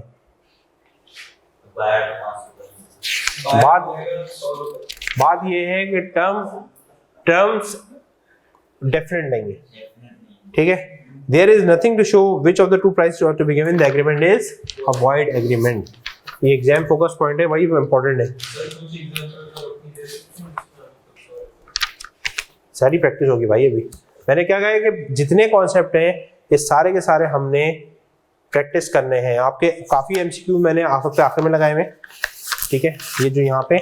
उसके अलावा आपको मैं प्रॉपर इन तमाम कॉन्सेप्ट की प्रैक्टिस भी होगी सारी, ठीक है। मतलब ये इस देखो दो तरीके से काम हो सकता है। पहला कि मैं आपको इसी के साथ साथ एमसीक्यूज भी करा दूं और प्रैक्टिस भी करा दूं, बट उसका कोई फायदा नहीं है। आपने ये पढ़ा, आपके ध्यान में अभी सब कुछ फ्रेश है और आपने कर दिया इजीएस्ट वे ना। मेरी जिंदगी भी सुकून में, आपकी जिंदगी भी सुकून में। पास पेपर सारे जिस टॉपिक के नीचे उसी के नीचे लगा दूं और पढ़ा दूं। मजा जब आएगा जब आप नेक्स्ट क्लास में इस चैप्टर को खत्म करोगे और फिर मैं और आप बैठ के इसके एमसीक्यू देखेंगे। यार ये तो रिवाइव करोगे ना फिर तो। हाँ भाई क्या पढ़ा था, कुछ तो याद आएगा, उस वक्त ज्यादा बेहतर होगा। अभी मैं बैठ के आपको हाँ भाई ये पढ़ लिया है, चलो भाई एमसीक्यू निकालो, एमसीक्यू करो, हो रहा है नहीं हो रहा है, वो तो हो जाएगा। आज कॉन्सेप्ट पढ़ो और आज ही अभी 2 मिनट में तुम सॉल्व कर दो, हो जाएगा। इशू कब आएगा? जब चैप्टर कंप्लीट होगा and then when we start looking after the past papers and the MCQs, उस वक्त आएंगी सारी कहानियां कि हाँ भाई ये दिमाग चल भी रहा है या नहीं चल रहा है। ये क्लास में तो हम हाइबरनेट मोड में चल रहे थे उसको, ठीक है। क्योंकि इंपॉर्टेंट चीज लॉ में यही है कि आपका कनेक्ट ऐसा होना चाहिए कि भाई जिस वक्त आप पेपर सॉल्व कर रहे हो या कोई भी सॉल्व कर रहे हो उस वक्त आप उस चीज पे पहुंचो जो आप अभी पढ़ रहे हैं, ठीक है। ये इंपॉर्टेंट चीज है जो आपको हमेशा ध्यान में रखनी है। A agree to sell to B my white horse for, ये हो गया। अच्छा जी आखिरी example, A agree with B to discover treasure by, ठीक है। महबूब आपके कदमों में आएगा नहीं आएगा? हम महबूब तो नहीं आया कदमों में, महबूब भाई आ गए आपके कदमों में, ठीक है ना। तो ये एग्रीमेंट क्या होंगे? वाइड होंगे। मतलब ये आप अगर खुद आ गए झांसे में तो इसका मतलब है कि भाई आपका और आपके आमिल का मामला है, कोर्ट इसमें कुछ नहीं करेगी, ठीक है। The agreement is wide, possibility of performance, ठीक है। क्योंकि आप भी ये चांद तारे तोड़ने की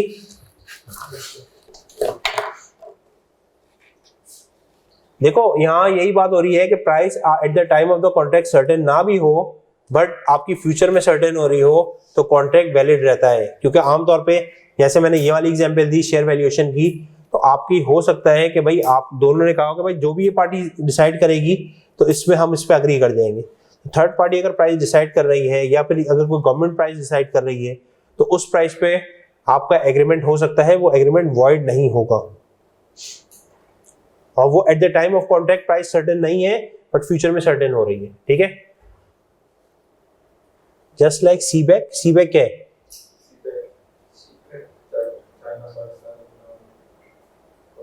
सीपैक, मैंने कहा सीबैक लिखा है SEEBC के।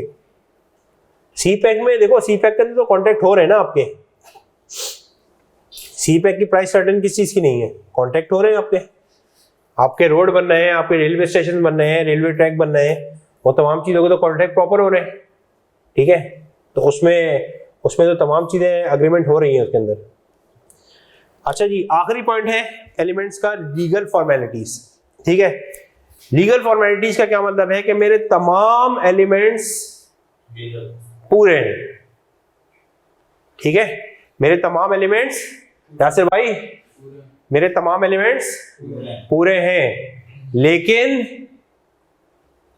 क्या हो रहा है, कुछ फॉर्मेलिटीज पूरी करनी जरूरी है। भाई शादी के अंदर क्या क्या जरूरी होता है? लड़का लड़की, काजी, गवाह, ठीक है। अब ये सब कुछ हो गया, निकाहनामा नहीं बना तुम्हारा, सब कुछ हो गया, निकाहनामा नहीं बना, क्या हुआ? अब पुलिस ने पकड़ लिया आपको। आप कहोगे देखो वीडियो भी बनी थी, सब कुछ हुआ था, ये हुआ था, तस्वीर भी देख लो, ये भी कर लो, वीडियो, शादी की वीडियो, ठीक है। कोर्ट क्या कहेगी या पुलिस वाला क्या कहेगा? भाई मुझे ये मत दिखाओ, क्या दिखाओ? निकाहनामा दिखाओ। क्यों? लीगल फॉर्मेलिटी है उसकी। भाई आप इस मुल्क में पैदा हुए हो, कैसे पता चलता है? ये तो बात की बात है ना भाई, बर्थ सर्टिफिकेट पहले बनता है आपका, ठीक है। बर्थ सर्टिफिकेट आपका is the most important document. वो अगर आपका नहीं है और आप NIC बनाने चाहोगे तो बोलेंगे आप पैदा कहाँ हुए? इंपॉर्टेंट है ना। नादरा में जब तक पैदा होने की रजिस्ट्रेशन नहीं होगी तो 18 साल पे NIC मुश्किल होगा, लेकिन बड़े डिफरेंट तरीके से होगा। तो इसका क्या मतलब है कि देयर आर सर्टेन एग्रीमेंट जहां पे लीगल फॉर्मेलिटीज होना, प्रॉपर्टी मैंने इनको बेच दी, कैसे पता चलेगा कि इनकी प्रॉपर्टी है? प्रॉपर्टी रजिस्टर्ड होगी इनके नाम पे, ऐसी होगा ना। भाई मैंने इनको बेच दी है, मैंने इनको बेच दी, 20 साल तक इनके नाम पे नहीं है, इन्होंने मुझे पैसे दिए हैं, तो क्या प्रॉपर्टी इनकी हो गई? प्रॉपर्टी का रजिस्टर होना, ठीक है, जरूरी है। बात क्लियर हो रही है, ठीक है। तो देयर आर सर्टेन एग्रीमेंट्स जिनके अंदर ये होना। अच्छा, हर जगह जरूरी नहीं है, हर जगह जरूरी। भाई अब तुम अगर फर्ज कर लो ग्रोसरी शॉप पे जाते हो, क्या उससे एग्रीमेंट साइन करवाते हो? स्टोर पे जाए, तुमने कहा भाई ये मुझे 5 किलो चावल दे दे, तो क्या 5 किलो चावल लेते हो तुम कहोगे नहीं भाई होल्ड, पहले आप ये एग्रीमेंट साइन करें स्टैम्प पेपर पे कि मैंने आपसे 5 किलो चावल लिए और आपने इसके अगेंस्ट में मुझसे इतने पैसे लिए, ऐसा करोगे? क्यों? हर कभी मिलती है, कभी नहीं मिलती ना। लॉ तो कह रहा है कि प्रिंसिपल क्या बता रहे हैं तुम्हें, लॉ का प्रिंसिपल तुम्हें ये नहीं कह रहा कि हर जगह तुम्हें रसीद चाहिए होगी। भाई तुम बस में चढ़े अभी कंडक्टर के पास, तुम क्या रसीद मांगी उससे? तुमने ओनरशिप ट्रांसफर हो गई तो जाती है प्रॉपर्टी या आइटम्स, अगर काफी अर्से वो किसी बंदे के पास हो, मतलब फॉर एग्जांपल अगर कोई प्रॉपर्टी किसी ने खरीदी बट उसके रजिस्टर्ड नहीं है, तो रजिस्टर्ड नहीं उसने वैसे खरीदी, लेकिन जो असल ओनर था जिसने बेची वो बहुत हो गए। भाई फौत हो गए, ओनरशिप तो जिसके पास अरसे से उसी के साथ डिस्प्यूट चलेगा, बहुत बड़ा डिस्प्यूट चलेगा। ट्रांसफर कहाँ हुई है? प्रॉपर्टी ट्रांसफर, देखो प्रॉपर्टी ट्रांसफर रजिस्टर्ड होना जरूरी। तुम कभी जाओ DC ऑफिस जाओ, वहां पे देखोगे नोटिफाइड होते हैं, एग्रीमेंट नोटिफाई होते हैं, नोटरी पब्लिक फीस लेती है और उसको नोटिफाइड करती है। वो क्यों कर दी है? उसकी एक लीगल, देखो स्टैम्प पेपर पे एग्रीमेंट क्यों बनाते हो? स्टैम्प पेपर पे, स्टैम्प पेपर देखा है ना, यहाँ पे वो एक पाकिस्तान का एक वो चांद तारा बना है 200 रुपए का, 1000 रुपए का, क्यों बनती है? जब तक स्टैम्प पेपर पे एग्रीमेंट नहीं आएगा, कुछ स्पेसिफिक एग्रीमेंट, आपकी उसकी इन्फोर्सिबिलिटी नहीं होगी। कानून कह रहे हैं, कानून कह रहे हैं। तो कानून अगर कह रहे हैं कोई चीज को और आप उसको फॉलो नहीं करोगे तो क्या इन्फोर्सेबल करा दोगे? ऑफर एक्सेप्टेंस भी है, कंसिडरेशन भी है, लॉफुल कंसिडरेशन भी है, लॉफुल ऑब्जेक्ट भी है, नॉट डिक्लेयर वॉइड भी है, सर्टेन भी है, सब कुछ है, लेकिन आपने उसकी कागजी कार्रवाई नहीं की पूरी। तो क्या आपको प्रॉब्लम आएगी? पैसा जी ये पाकिस्तान की सिनेरियो को तुम साइड पे रखो, ठीक है, प्रैक्टिकल सिनेरियो साइड पे रखो, लीगल बात करो, क्या आपको प्रॉब्लम आएगी? आएगी ना, ठीक है। इसका क्या मतलब है कि कुछ एग्रीमेंट रहते हैं जिनकी इन्फोर्सिबिलिटी के लिए लीगल फॉर्मेलिटी का होना जरूरी है, क्योंकि जब तक वो लीगल फॉर्मेलिटी पूरी नहीं होगी कोर्ट आपको एंटरटेन नहीं करेगी, ठीक है। बट हैविंग सेड दिस, हर जगह पे लीगल फॉर्मेलिटी नहीं होगी। आप मल्टीपल एग्रीमेंट्स ऐसे करोगे जिसमें आपकी लीगल फॉर्मेलिटी नहीं होगी। आप गए जाके आपने खाना खाया, पठान का होटल था, उसने आपको बिल दिया, बिल भी नहीं दिया आपको, ये पैसे हमने पैसे देके आ गए। कमर्शियल एग्रीमेंट हुआ ना आपका भी, ये आपको पैसे, ये आपको खाना प्रोवाइड करेगा, आप उसको पैसे दोगे, क्या तुम उसको बोलोगे नहीं भाई होल्ड करें, इस टाइम पेपर में साइन करके दे, मैंने आपके इतने अमाउंट का खाना खाया, करोगे? जब शादी में जाके अपने कैटर से बात करोगे कि भाई 400 लोगों का खाना बनवाना है, तो क्या करोगे उसमें? पैसा देंगे और इंतजार। हाँ, क्या करोगे? एग्रीमेंट उस वक्त तो तुम एग्रीमेंट, एक ही एग्रीमेंट के उसमें हो गया सर, उसके अलावा तुम्हें कोई एग्रीमेंट याद नहीं आएगा, ठीक है ना, ठीक है। तो तुम अपने उसी एग्रीमेंट में फोकस करना, बाकी वो एग्रीमेंट नहीं बनेंगे, ठीक है। तो वहां पे आपके पास कोई भी इस तरह की चीज नहीं आएगी। अच्छा, ये कुछ सवाल जवाब आए हैं यहाँ पे। हाँ भाई, boys and girls basic component of marriage है, अगर ये नहीं होंगे तो क्या होंगे, ठीक है। होल्ड कर ले यार, बहुत सारे सवाल आ रहे हैं यहाँ पे, कुछ और समझ गए, क्लास में कुछ और चल रहा है। अच्छा सर, इफ आई से agreement which comprise of hefty amount must be legal, isn't it? नहीं, देखो भाई, हेफ्टी अमाउंट का क्या मतलब ले रहे हो? हेफ्टी अमाउंट से ताल्लुक नहीं है, जहां पे कोर्ट ने आपको या लॉ ने कहा है कि आपको ये लीगल फॉर्मेलिटी पूरी करनी है, उसको आप पूरा करोगे। हेफ्टी अमाउंट से इसका कोई ताल्लुक नहीं है, ठीक है। हेफ्टी अमाउंट से कोई ताल्लुक, ठीक है, ताल्लुक नहीं है। मैंने अपने 1000 लोगों को खाना खिलाया बाहर, 10 लाख रुपए का बिल बना दिया मैंने, तो क्या इस टाइम पेपर में एग्रीमेंट होगा? नहीं, जब भी नहीं होगा। लेकिन अगर मैंने 25 लाख की प्रॉपर्टी खरीदी, प्रॉपर्टी इज प्रॉपर्टी, तो लीगल उसकी फॉर्मेलिटी पूरी। बात क्लियर हो रही है, ठीक है।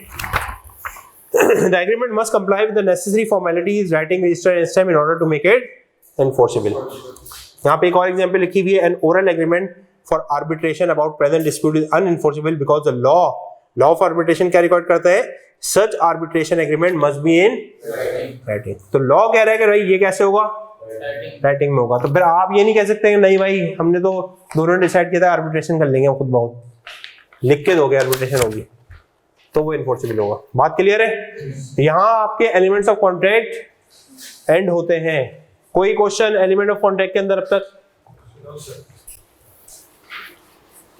अब आ रहा है एक बड़ा important topic, classification of the contract. और इसके अंदर भाई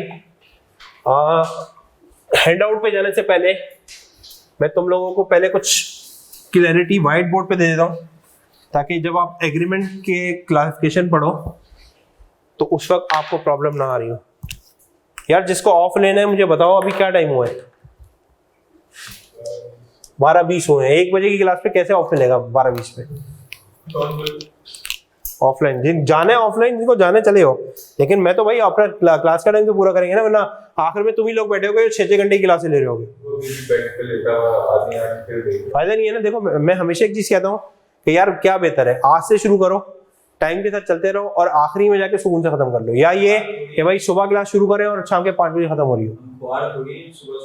नहीं देखो, मैं अगेन फिर वही कहता हूँ, क्लास का टाइम इज द टाइम, वो इन्वेस्ट करते जाओगे टाइम होते जाएगा। मैं आधा घंटा पहले छोड़ दे जाऊंगा, होगा कुछ नहीं, आगे जाके यही आधा घंटा आपके लिए भारी हो रहा होगा, सर कोर्स खत्म करा दें किसी तरह, वही जान छोड़ो।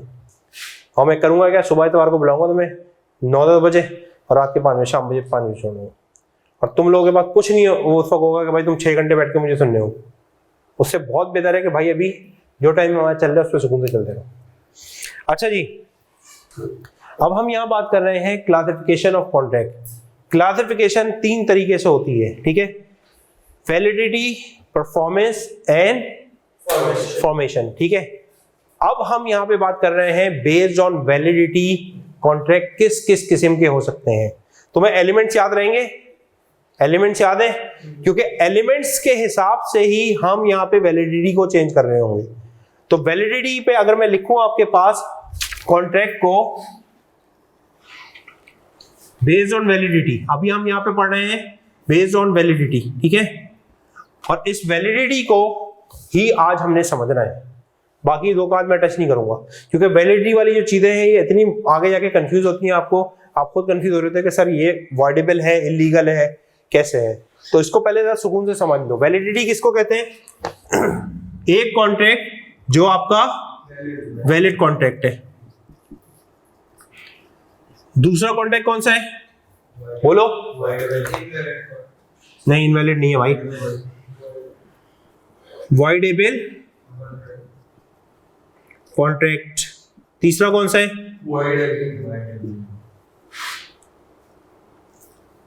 वाइड।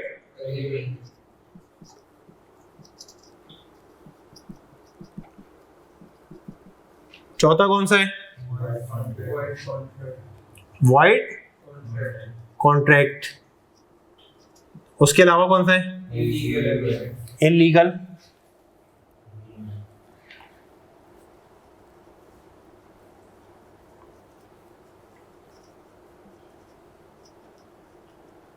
और आखिरी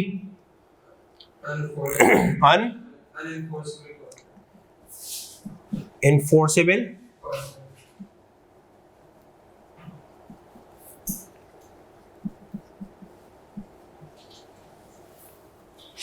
कितने हो गए भाई? 6 हो गए। अभी हैंडआउट को साइड पे रख दो, पहले इसको सिर्फ समझो कॉन्सेप्चुअली। और ये बड़ा इंपॉर्टेंट कॉन्सेप्ट है, क्योंकि इस पे एमसीक्यूज भी आएंगे, इस पे आपके थ्योरेटिकल क्वेश्चन भी आ सकते हैं, ठीक है। इसमें और इसमें क्या फर्क है? ये कब होता है वॉइडेबल कॉन्ट्रैक्ट? क्वेश्चन किस तरह के एग्जाम में बनते हैं? सिनेरियो दे दिया कि भाई ये हो रहा है, आप बताएं कॉन्ट्रैक्ट क्या है, वॉइड कॉन्ट्रैक्ट है, वॉइडेबल कॉन्ट्रैक्ट है। तो एग्जाम फोकस बड़ा इंपॉर्टेंट पढ़ना है, और ये बड़ा इंपॉर्टेंट कॉन्सेप्ट है। अच्छा जी, पहले मैं बहुत बेसिक कॉन्सेप्ट से स्टार्ट कर रहा हूं कि ये कॉन्ट्रैक्ट की जो किस्में हैं, इसमें क्या क्या होगा। और अपने पास इसी तरह का चार्ट बना लो, इसको अगर तुम नोट डाउन कर लोगे तो मैं तुम्हें गारंटी देता हूं तुम्हें हैंड आउट में जाने की जरूरत नहीं पड़ेगी।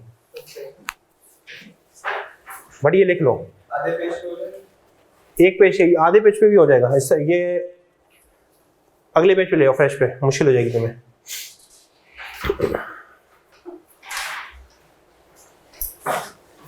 अब मेरी रिक्वेस्ट यही होगी कि भाई यहाँ पे जो चीज व्हाइट बोर्ड पे लिखी जा रही है ना, इसको नोट डाउन एक प्रॉपर रजिस्टर में करते जाओ।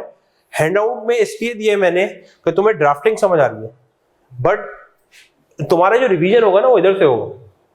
तो तुम अगर इसको छोड़ दोगे ना और तुम हैंडआउट को लेके बैठे रहोगे तो फिर तुम समराइज वर्जन नहीं पढ़ पाओगे।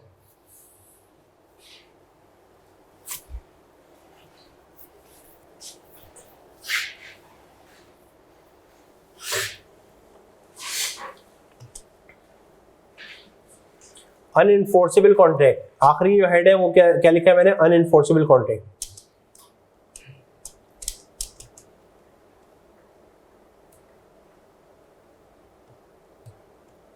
ये जो लिखा है मैंने, दिस इज अनइन्फोर्सेबल। आपके हैंडआउट में भी लिखा हुआ है, आप वहां से भी इसको कर सकते हैं, अनइन्फोर्सेबल कॉन्ट्रैक्ट। और जैसे जैसे हमारा क्लास का पेज बढ़ता जाएगा, एक चीज तुम लोगों ने मुझे सपोर्ट करनी है कि जो पीछे के कॉन्सेप्ट है उसको भूलना नहीं है, क्योंकि लॉ के कॉन्ट्रैक्ट के जो कॉन्सेप्ट है वो ऐसे ही है कि once you start the next topic आपका पीछे से कनेक्शन होना चाहिए, वरना होगा क्या कि तुम पीछे अगर भूलते जाओगे ना, आगे का तुम बिल्कुल डिस्कनेक्ट के साथ चल रहे होगे। कुछ नहीं करना, जो समराइज वर्जन में तुम्हें लिखवा रहा हूँ ना उसको सिर्फ गो थ्रू कर दे रहना, ठीक है। हैंडआउट जो है ये this is for your basically exam purpose में लिखना कैसे वो इधर पता चल रहा है, but for your revision you can even just refer the handout, जो आपको पता चल जाएगा हमने क्या कॉन्सेप्ट पढ़े थे। और उसमें मुश्किल से तुम्हें आधा घंटा लगेगा एक चैप्टर को रिव्यू करने में, ठीक है। और मेरी कोशिश ये होगी कि जब चैप्टर खत्म कर लूँ तो मैं एक अपनी वो एक समराइज वीडियो बना के दे दूंगा, भाई ये कॉन्सेप्ट हमने, इसकी कॉन्सेप्ट हमने पढ़े थे इस चैप्टर के, ठीक है। तो ताकि तुम लोगों को उसमें भी आइडिया हो जाए। सर ये जो बिजनेस सेपरेट हुआ है, तो तो इसमें कोर्स आपको क्या लगता है कम हुआ है या? देखो एक चीज यही है कि principles will remain same, extend बढ़ गई है, ठीक है। मतलब मैं हमेशा कहता हूँ कॉन्ट्रैक्ट एक्ट की डेप्थ इतनी है कि उससे पूरा सिर्फ कॉन्ट्रैक्ट एक्ट से 100 मार्क का पेपर बन सकता है। कॉन्ट्रैक्ट एक्ट जो है ये कंप्लीट दुनिया है, इसके ऊपर जो बुक्स लिखी गई हैं अगर तुम बुक्स देख लो ना तो it's a complete subject. Contract act एक पूरा सब्जेक्ट है। मैं अभी प्रेस पार्टनरशिप नेगोशिएबल की बात नहीं कर रहा, बात यह है कि हमने अब इस डेप्थ में जाना होगा, क्योंकि अब पेपर 50 का नहीं आ रहा, अब 100 का आ रहा है। कॉन्सेप्ट वही सेम, मसला क्या है अब टेस्टिंग जो होगी जरा डीप डाइव होगी भाई। उसके बाद पहले 25 मार्क्स के कॉन्ट्रैक्ट पूछने के, अब वो कितने का पूछेगा? 50 का पूछेगा। तो 50 में डेफिनेटली उसके बाद स्कोप बढ़ गया ना, अब वो कहीं से भी खेलेगा। बट हमारा ऑब्जेक्टिव ये है कि हमने एक एक प्रिंसिपल को बड़ा डीप डाइव समझना है, बहुत बारीकी से समझना है। हाँ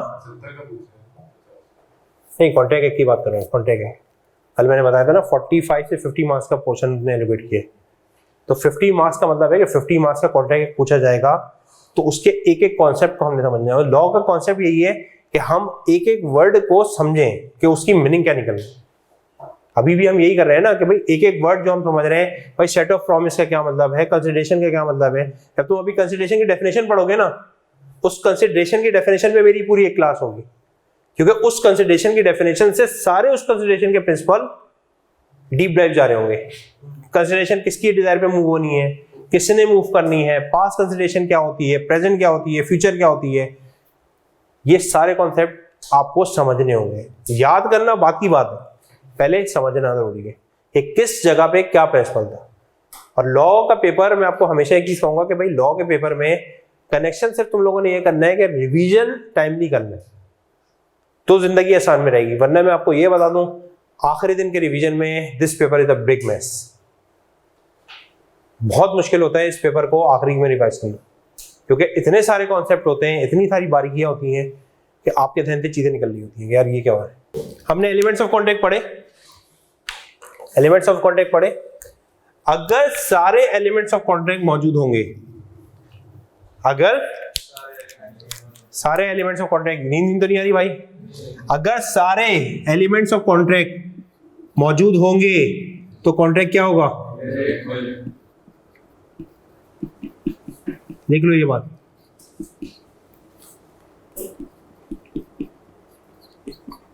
ये वो कॉन्ट्रैक्ट है जिसके अंदर तमाम एलिमेंट्स ऑफ कॉन्ट्रैक्ट, कौन से elements of contract? Offer, acceptance, consideration, lawful consideration, lawful object, void agreement नहीं है, सर्टेनिटी है, पॉसिबिलिटी है, वेग नहीं है, ये तमाम चीजें होंगी तो इस कॉन्ट्रैक्ट को हम क्या कहेंगे? Valid contract. ये वो कॉन्ट्रैक्ट है जो सारे एलिमेंट्स इसके फिट है, ये पैकेज है। मतलब ये आपका तमाम एलिमेंट्स आपने देख लिए, सब कुछ मौजूद है, फ्री कॉन्सेंट भी है, कंसिडरेशन भी है, ऑब्जेक्ट भी लॉफुल है, ऑफर एक्सेप्टेंस भी है, सब कुछ मौजूद है। एग्रीमेंट क्या बनेगा? वैलिड कॉन्ट्रैक्ट बन जाएगा। क्लियर है बात? इसकी एग्जांपल देने की कोई जरूरत नहीं है, बहुत सिंपल सी बात है। अगर मैं एग्रीमेंट के, जो हमारा एग्रीमेंट हुआ है, जो कॉन्ट्रैक्ट हुआ है, उसमें से लिखो यहां पे फ्री कॉन्सेंट निकाल दूं तो एग्रीमेंट, आपका कॉन्ट्रैक्ट क्या हो जाएगा? अगर मैं कॉन्ट्रैक्ट में से फ्री कॉन्सेंट निकाल दूं तो कॉन्ट्रैक्ट क्या बन जाएगा? तो वॉइडेबल का मतलब क्या है अभी हम ये समझते हैं। वॉइडेबल का क्या मतलब है ये हम समझते हैं।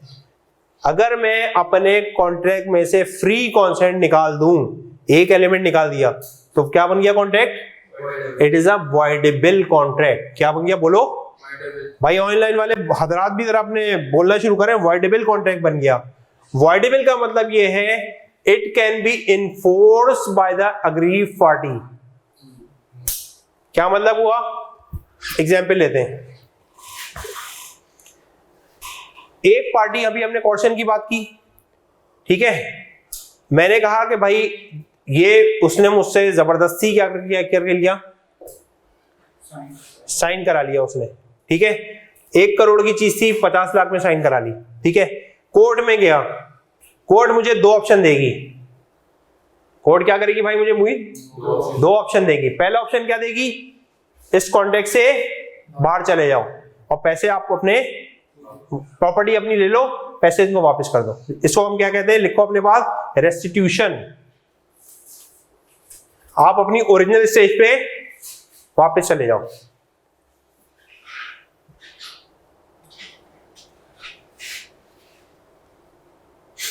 यानी आपको अपनी प्रॉपर्टी मिल जाए वापस और उसको पैसे मिल जाए वापस। ठीक है, बात क्लियर हो रही है? तो ये आप अपनी ओरिजिनल स्टेज पे चले गए। पहला ऑप्शन कोर्ट कहेगी आप ये ले लो।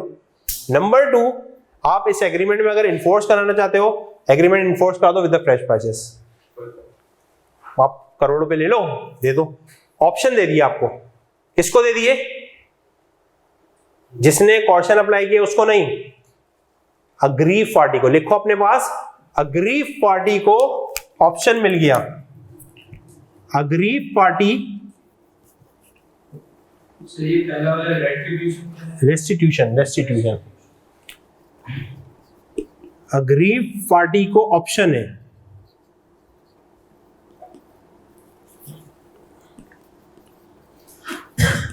क्या ऑप्शन है भाई? अग्रीव पार्टी के पास क्या ऑप्शन है?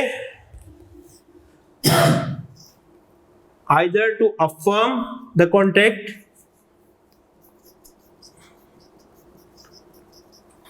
और रिजेक्ट। लिखो अपने पास,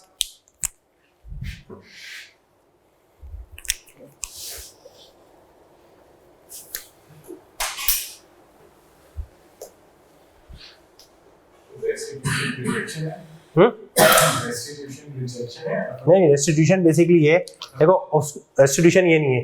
रेस्टिट्यूशन ये है कि भाई तुमने फर्ज कर लो, तुमने कहा कि हाँ भाई ठीक है मैं कॉन्ट्रैक्ट में नहीं रहना चाहता, उन्होंने प्रॉपर्टी आपकी वापस कर दी, गाड़ी वापस कर दी, आपने कुछ 10 लाख रुपए दिए थे उसको, वो वापस करोगे या वो भी रख लोगे? तो वापस करोगे ना दूसरी पार्टी को।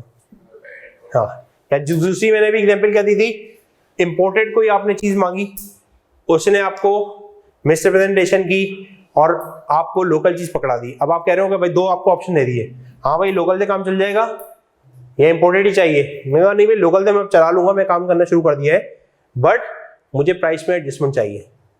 ठीक है, तो कोर्ट आपको ऑप्शन क्या दे रही है? कोर्ट ऑप्शन दे रही है either to be in the contract और रिजेक्ट कर दो। दोनों ऑप्शन मौजूद है आपके पास।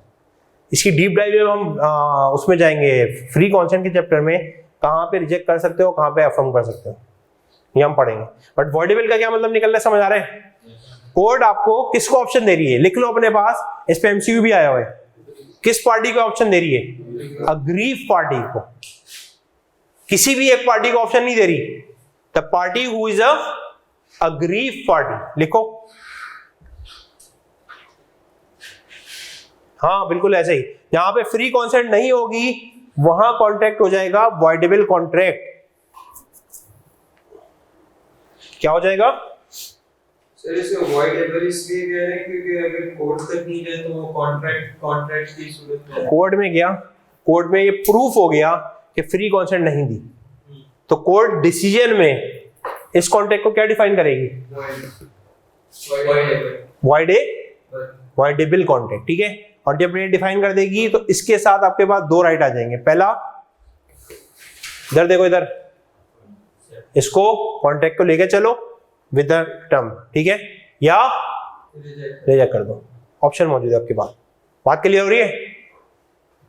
बात क्लियर हो रही है वाली? कॉन्ट्रैक्ट को रिजेक्ट करना ये नहीं कि भाई मेरी जमीन वापस कर दो। मैं back to the original position आ जाता हूँ, बट कुछ जगहों पे आपको जब आप डीप डाइव पढ़ोगे, कुछ जगहों पे आप back to the original position आ ही नहीं सकते। तुमने मैन्युफैक्चरिंग का प्लांट मंगाया, मैन्युफैक्चरिंग का प्लांट तुमने कहा कि ये तो यूरोप का प्लांट है, वो निकला चाइना का, तुमने उसको इंस्टॉल भी कर लिया, उसको सब कुछ कर लिया, उस पर काम भी कमर्शियल शुरू कर दिया। अब तुम्हारे पास ऑप्शन ही नहीं है कि तुम इसको वापस करो, तो तुम बट लॉ सूट के डैमेजेस तुमने मांग लिए, बट तुम्हारे पास तुम्हारे लिए फिजिबल नहीं है बिजनेस में कि तुम उसको रिजेक्ट करो, तो तुम क्या करोगे? अफर्म कर दोगे। हाँ, लेकिन जो प्राइस के डिफरेंशियल है, जो लॉस है, वो मुझे दो वापस। बात समझ आ रही है? तो ये होगा, लेकिन क्योंकि आपके बहुत सारी जगहों पे आपके पास ऑप्शन ही नहीं होगा कि आप इसको उसकी ओरिजिनल पोजीशन पे ला सको। बात क्लियर है? तो वॉइडेबल क्या हुआ? जहां पे मेरे पास फ्री कॉन्स्टेंट, जी बिल्कुल ऐसे ही है सलमान, बिल्कुल सही है। जब रिजेक्ट करोगे तो रेस्टिट्यूशन होगी। वॉइडेबल का क्या मतलब हुआ? whenever free constant is missing the contract is a voidable contract। याद रहेगा? क्लियर है? ठीक है। अब आ जाओ void agreement। इसकी डेफिनेशन क्या है भाई? Agreement not enforceable by law.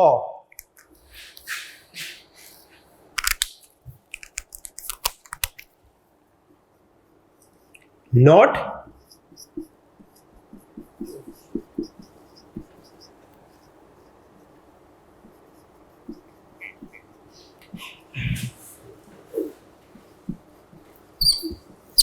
Agreement not enforceable by, और इसको हम एक टर्म देंगे, वो टर्म याद रखनी है void ab initio। क्या बोलेंगे भाई? लिख लो अपने पास, this is void ab initio। इसको हम क्या बोलेंगे? जो बनते वक्त शुरू से वर्ड है। ab initio का क्या मतलब है? इनिशियल होता है ना। इनिशियो क्या है? इनिशियल। शुरू से ही ये वॉइड एग्रीमेंट है, यानी इसकी इन्फोर्सिबिलिटी कॉन्ट्रैक्ट में नहीं हो सकती। अच्छा, इसकी लिस्ट कहां पे है? इसकी लिस्ट मैंने अभी आपको जो ऑन होल्ड कराया है, ऑन होल्ड, ठीक है। Point number 7 elements of contract का, ये सारे वो कॉन्ट्रैक्ट हैं जिनको लॉ स्पेसिफिकली क्या कह रहे हैं कि ये कौन सा एग्रीमेंट है? void agreement. These are void ab initio. Agreement with minor is a void agreement. Agreement without consideration void agreement है। अगर consideration नहीं है तो agreement क्या होगा? void होगा। बात क्लियर हो रही है? ये बड़ा इंपॉर्टेंट कॉन्सेप्ट है, ठीक है ना। void agreement क्या है? जिसको आप कोर्ट में इन्फोर्स, voidable क्या है? जिसको एक अग्रीव पार्टी इन्फोर्स करा सकती है। वैलिड क्या है? दोनों पार्टियां इन्फोर्स करा सकती हैं। याद रहेगा? ठीक है। Agreement without consideration is a, बोलो void agreement, बोलो agreement without consideration is a void agreement। Agreement without free consent is a voidable contract। Agreement with all the elements is valid contract. यार void agreement डिफाइन ही ऐसा किया गया ना कि agreement तो है लेकिन अनइन्फोर्स नहीं है, अनइन्फोर्सेबल नहीं है, इन्फोर्सेबल नहीं, ठीक है। अनइन्फोर्सेबल यहाँ पे जब पढ़ोगे तो मैं टेक्निकली इसमें आ जाएगा भाई। इसलिए आप इसको इन्फोर्स नहीं कर सकते क्योंकि उसमें बेसिक एलिमेंट्स मिसिंग है, कंसिडरेशन नहीं है, ठीक है। तो इसको लॉ क्या कह रहे हैं कि दीज आर void एग्रीमेंट। आप कोर्ट में जा नहीं सकते इन चीजों। बात क्लियर है? ठीक है। अच्छा जी, अब आ जाओ void कॉन्ट्रैक्ट। यहां तक मेरे साथ हो? 3 पॉइंट तक? चौथा point void contract. void contract क्या है? A contract which is ceases to be enforceable by law, which is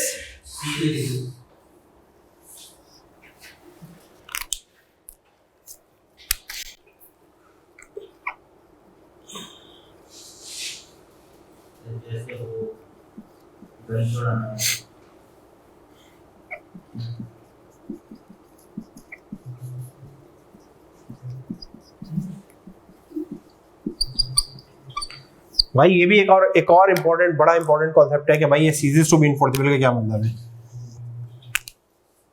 यहां तक क्लियर हो भाई? मेरे साथ चल रहे हो अभी तक? कोई परेशानी तो नहीं आ रही?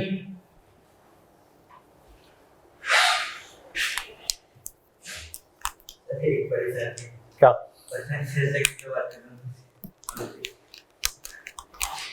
दोनों तरफ चल रहा है भाई, हाइब्रिड है ना। अच्छा भाई, void कॉन्ट्रैक्ट क्या है? These are the contract which ceases to be enforceable by law become void। इसको क्या हम कहते हैं आम जबान में? कॉन्ट्रैक्ट become का क्या मतलब हुआ? पहले वैलिड था, बाद में void हो गया because of circumstances। क्या हो गया भैया? void हो गया, कॉन्ट्रैक्ट void हो गया, अग्रीमेंट void, एग्रीमेंट पहले से ही void, वो void ab initio है। यहां पे कॉन्ट्रैक्ट बन गया, जब बना था तो ये था, लेकिन अब ये ceases to be enforceable है, और इसको मैं क्या नाम दे रहा हूं? void contract। भैया अभी मैंने कॉन्सेप्ट समझा दूं, मैंने एग्जांपल देनी है इसकी, भी फिक्र ना करें, आपको सारी एग्जांपल मिलेंगी। void contract के पहले कॉन्सेप्ट समझो। void contract is a valid contract from ab initio but it ceases to be enforceable by law। यानी आपका जब कॉन्ट्रैक्ट बना तो सही था, बाद में ये कॉन्ट्रैक्ट क्या हो गया? इन्फोर्सेबल नहीं रहा, ठीक है ना। इसकी एग्जांपल क्या है? इसकी example A made an agreement to import certain supply from India. ठीक है, इंडिया पाकिस्तान में अमन की आशा चल रही थी। ए एक पार्टी थी, उसने बी से एग्रीमेंट किया, ये इंडियन है, ये कौन है? पाकिस्तानी। ठीक है, इन दोनों के दरमियान इंपोर्ट एक्सपोर्ट का हुआ कॉन्ट्रैक्ट।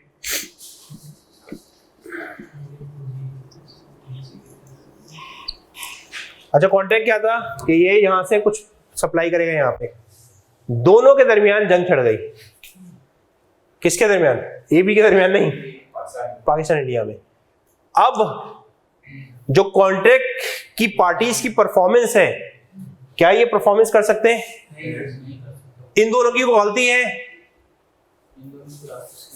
कोई गलती है? नहीं है। तो इस कॉन्ट्रैक्ट को मैं क्या कहूंगा?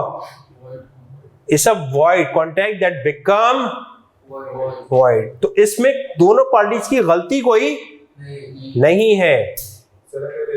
इसी कंडीशन में एक पार्टी ने पेमेंट की भी और एक पार्टी ने सप्लाई, वो रेस्टिट्यूशन होगी, और फिर दूसरी वो रेस्टिट्यूशन होगी। वॉर चल रही है तो वॉर के दौरान तो वो तो लॉस नहीं होते। नहीं, वो रेस्टिट्यूशन होगी। फिर भी करना, रेस्टिट्यूशन तो करनी पड़ेगी ना आपको।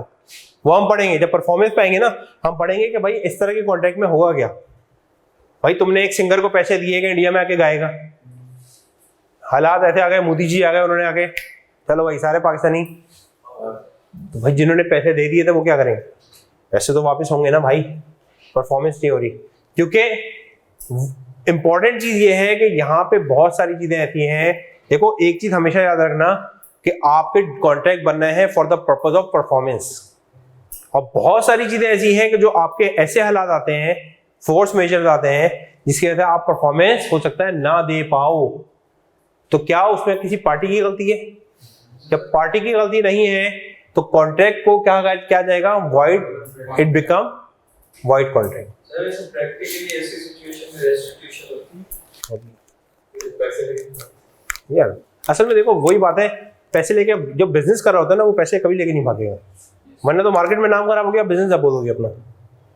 भाई तुम वो काम कर रहे हो कंप्यूटर का, वो मार्केट में इंडिया ये ना तुझे कर नहीं यार भैया, यही तो तुम्हारा ख्याल है मेरे भाई। बी ग्लोबल मार्केट इंडिया की, लेकिन मार्केट बड़ी है। हालात आज खराब है, 10 साल खराब है, उसके बाद तुमने जाना है वहीं पे परफॉर्मेंस देने, तो फिर वहां पैसे ज्यादा है ना। अब आईपीएल में आज पाकिस्तान का क्रिकेटर ओपन हो जाए, जाएगा नहीं जाएगा? जाएगा ना, पैसे हैं। और पैसे कौन छोड़ता है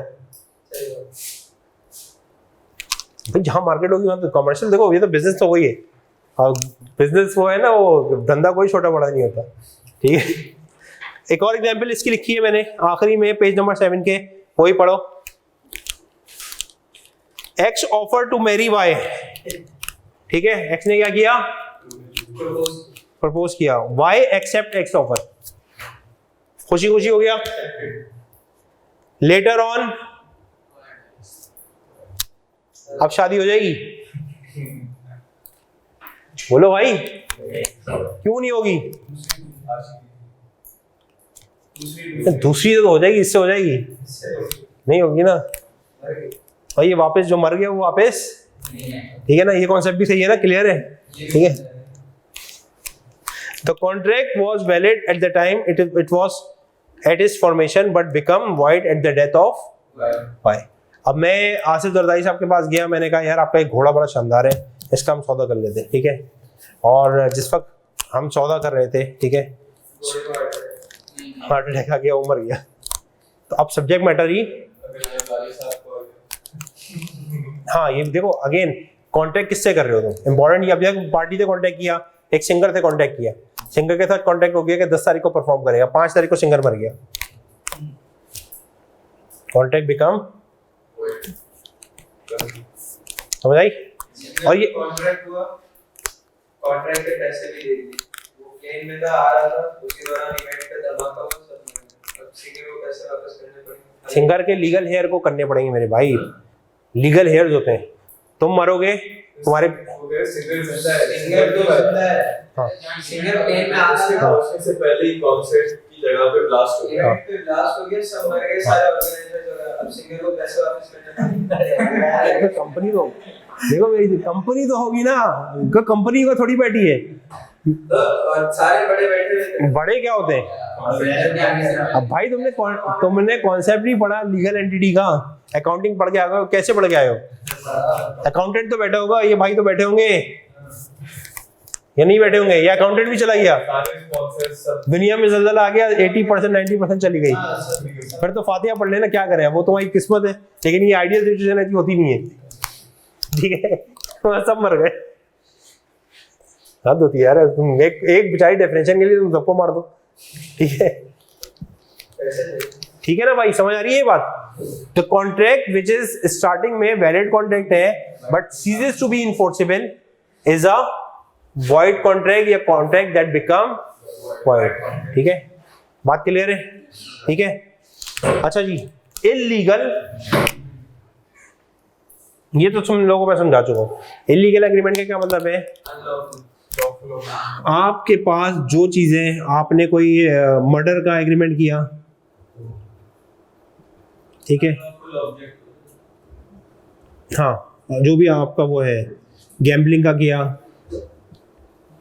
एटसेट्रा एटसेट्रा, हाँ,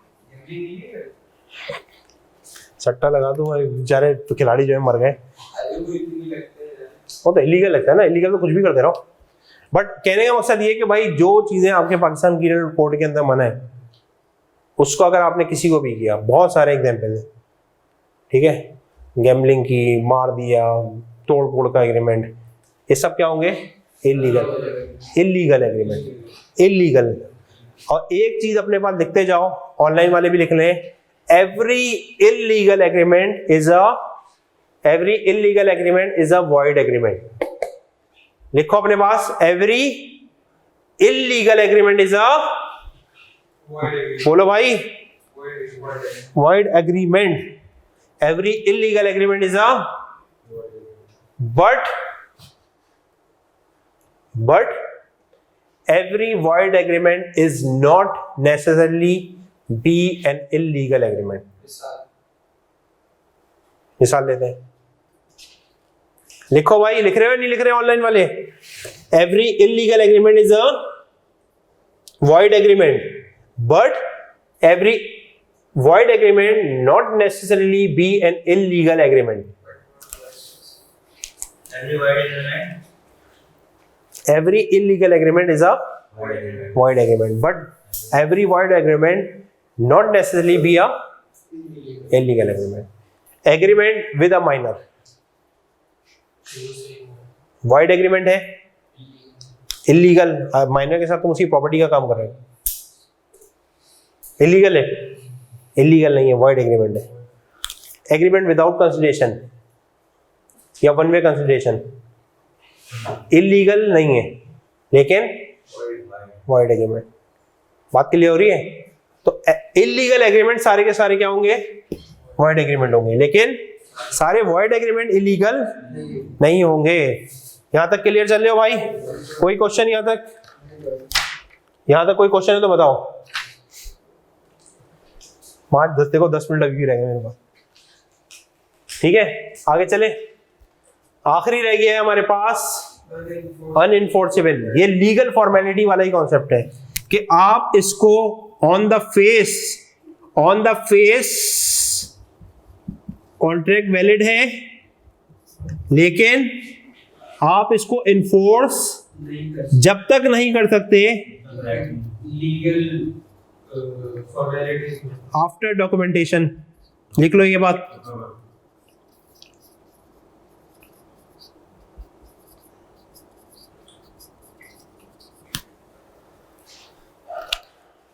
मैंने इनको प्रॉपर्टी बेची, इन्होंने पैसे ले लिए, इन्होंने पैसे दिए, मैंने इनको प्रॉपर्टी दे दी, प्रॉपर्टी मेरे नाम पे भी, ठीक है। मोहित 10 साल के बाद ये प्रॉपर्टी बेचने जाते हैं, क्या ये पीछे वाले बंदे को बेच सकता है? किसको? आपको क्या नाम है आपका? उधर हुजैफा। मोहित आपको ये प्रॉपर्टी बेच सकता है? नहीं, क्यों नहीं बेच सकता? उसके नाम पे उसके नाम पे नहीं है, ठीक है ना। तो अब इंपॉर्टेंट चीज ये है अनइन्फोर्सेबल के अंदर, a contract which cannot be enforced in a court due to some technical defect। यहाँ पे elements of contract missing नहीं है, यहाँ पे सिर्फ एक टेक्निकल डिफेक्ट है जिसको अगर आप दूर कर दो तो ये कॉन्ट्रैक्ट आपका वैलिड हो जाता है। Like property, like car registration, जो हमने लीगल फॉर्मेलिटी में पढ़ी थी। तो अब ये वैलिडिटी के हिसाब से आपको कॉन्ट्रैक्ट याद रहेंगे? बताओ जरा जल्दी जल्दी बताओ। पहला valid, voidable, illegal agreement, unenforceable। जो दो चीजें जो तुम्हें घुमा सकती हैं उसमें सबसे इंपॉर्टेंट एक ये है और एक ये है। क्यों है ये घुमाने में? आगे जाके एक और कॉन्ट्रैक्ट आएगा जिसको हम कहेंगे the contract that become voidable. क्या कहेंगे? शुरू में वैलिड था, बाद में वो बन गया। यहां पे अभी जो हम पढ़ रहे हैं ये वॉइडेबल है। नहीं, ये तो अभी पढ़ लिया ना। वो भी तो यही मतलब नहीं भाई, मैं यही कह रहा हूं। वॉइड कॉन्ट्रैक्ट क्या है?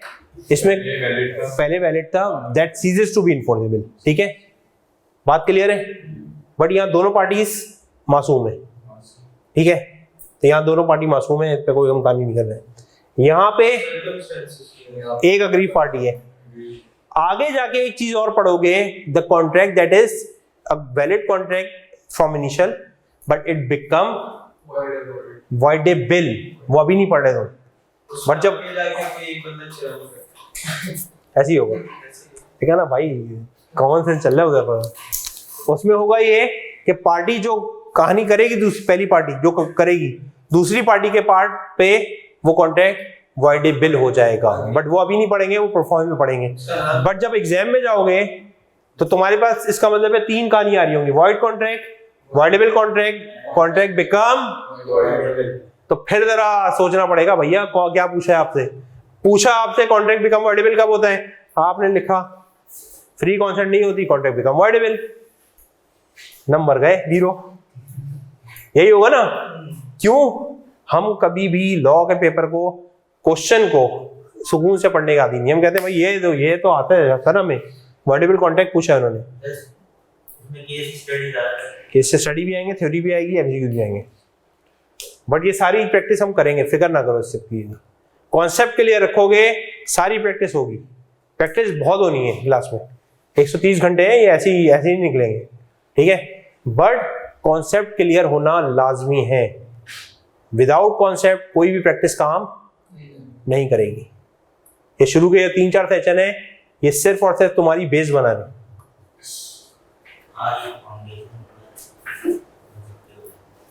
ये लिखा है ऑन द फेस, ये लिखा है enforce only after documentation. Clear है यहां तक? ये वैलिडिटी याद रहेगी, ठीक है। देखो हमने एलिमेंट्स से तो कॉन्ट्रैक्ट पढ़ लिए। ये कॉन्सेप्ट है, तुम्हें जितनी समराइज में बताया है, ये जब तुम खुद पढ़ने बैठोगे ये तुम्हारे दिमाग घूम रहा होगा यार ये क्या चीज़ है, ठीक है। ये ध्यान में रखना, इसको रिवाइज करके आना नेक्स्ट क्लास में, वरना मुश्किल होगी, ठीक है ना। यहाँ से हम स्टार्ट करेंगे।